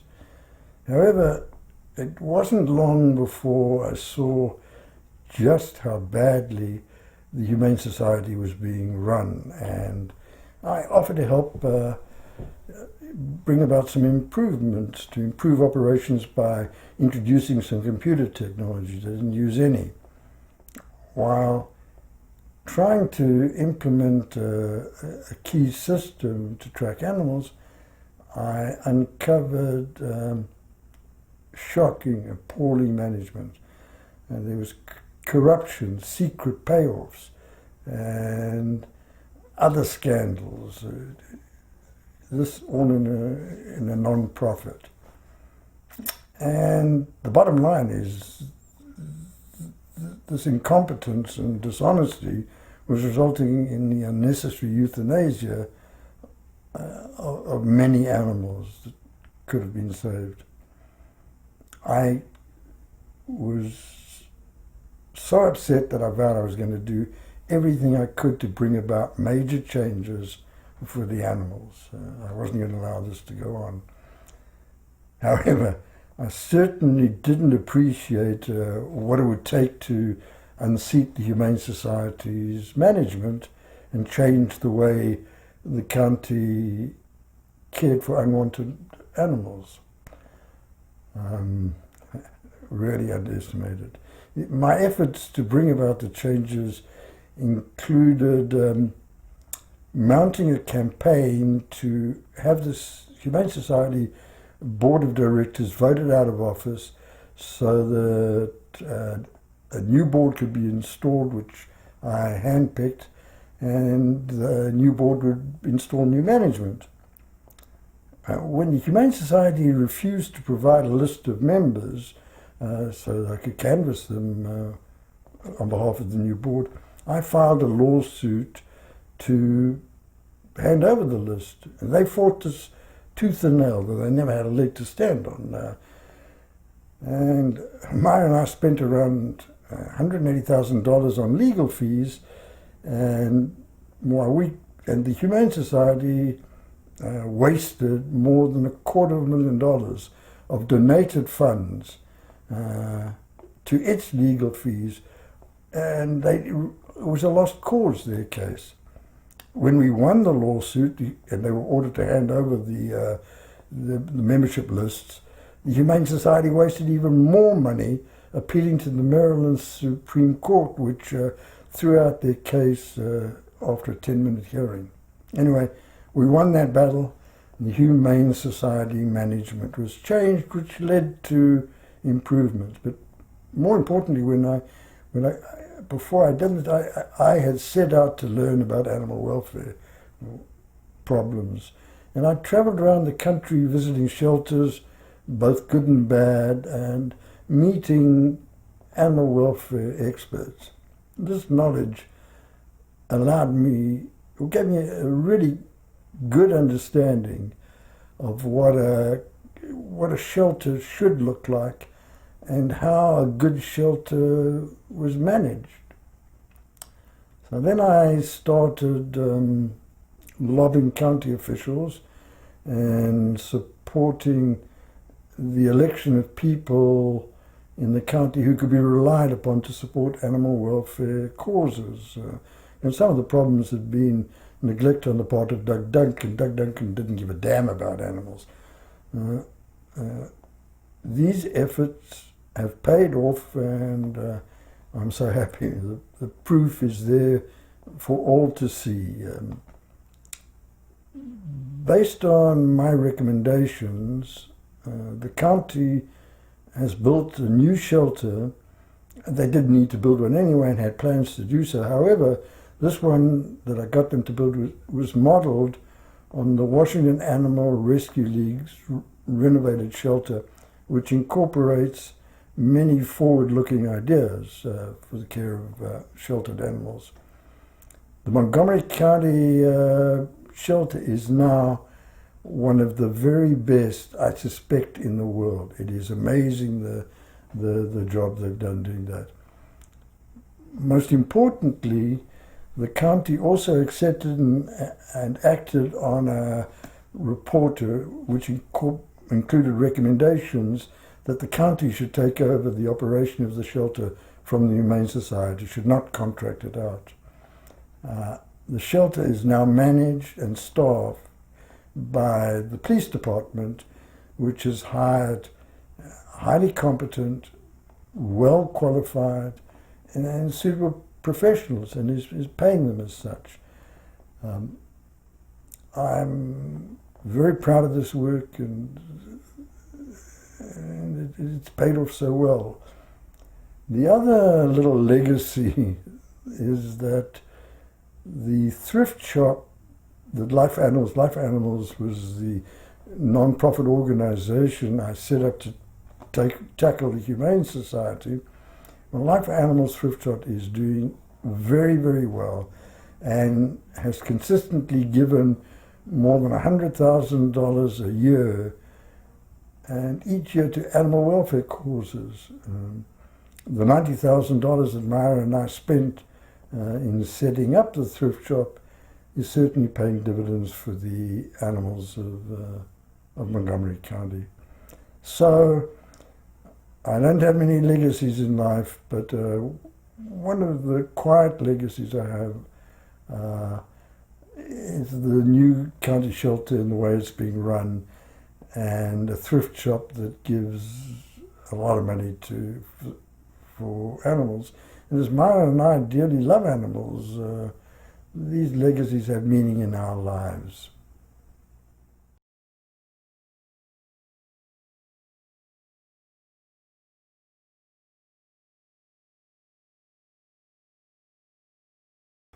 You know, pets, particularly dogs, have played a really important role in both the Socher and the Phillips families. My father loved his hunting dogs. They were English pointers, which he trained, and they were all very, very well trained. They were wonderful bird dogs. And in his last years, he had a skipperkie named Lofty, which Lofty was his constant companion. Lofty lay on the couch with him and slept under the covers of his bed. In old age, Lofty went blind, and Dad just loved her to bits. Now, when we came to America, Myra insisted, absolutely insisted, that not that I was giving much resistance, that our English bulldog, Randy, come with us. It actually cost more to move Randy than it cost to move Ron and Larry. We had to fly Randy to Paris, where we hired somebody to walk him around the airport, and they then put him on a flight to Los Angeles, where I can tell you the whole family was waiting to greet him. It was a really joyous greeting when Randy arrived. And Randy was a great, great character. Not long after we arrived in Irvine, Raoul and Larry brought home a puppy which the janitor was trying to place. And after hours of nagging, I eventually caved in and agreed that the boys could keep the puppy, provided that it was a male. I had some theory that Randy, being a male, needed a male companion. Well, it actually turned out that the puppy was a female, and she and Randy loved each other. We named the puppy Voetsak,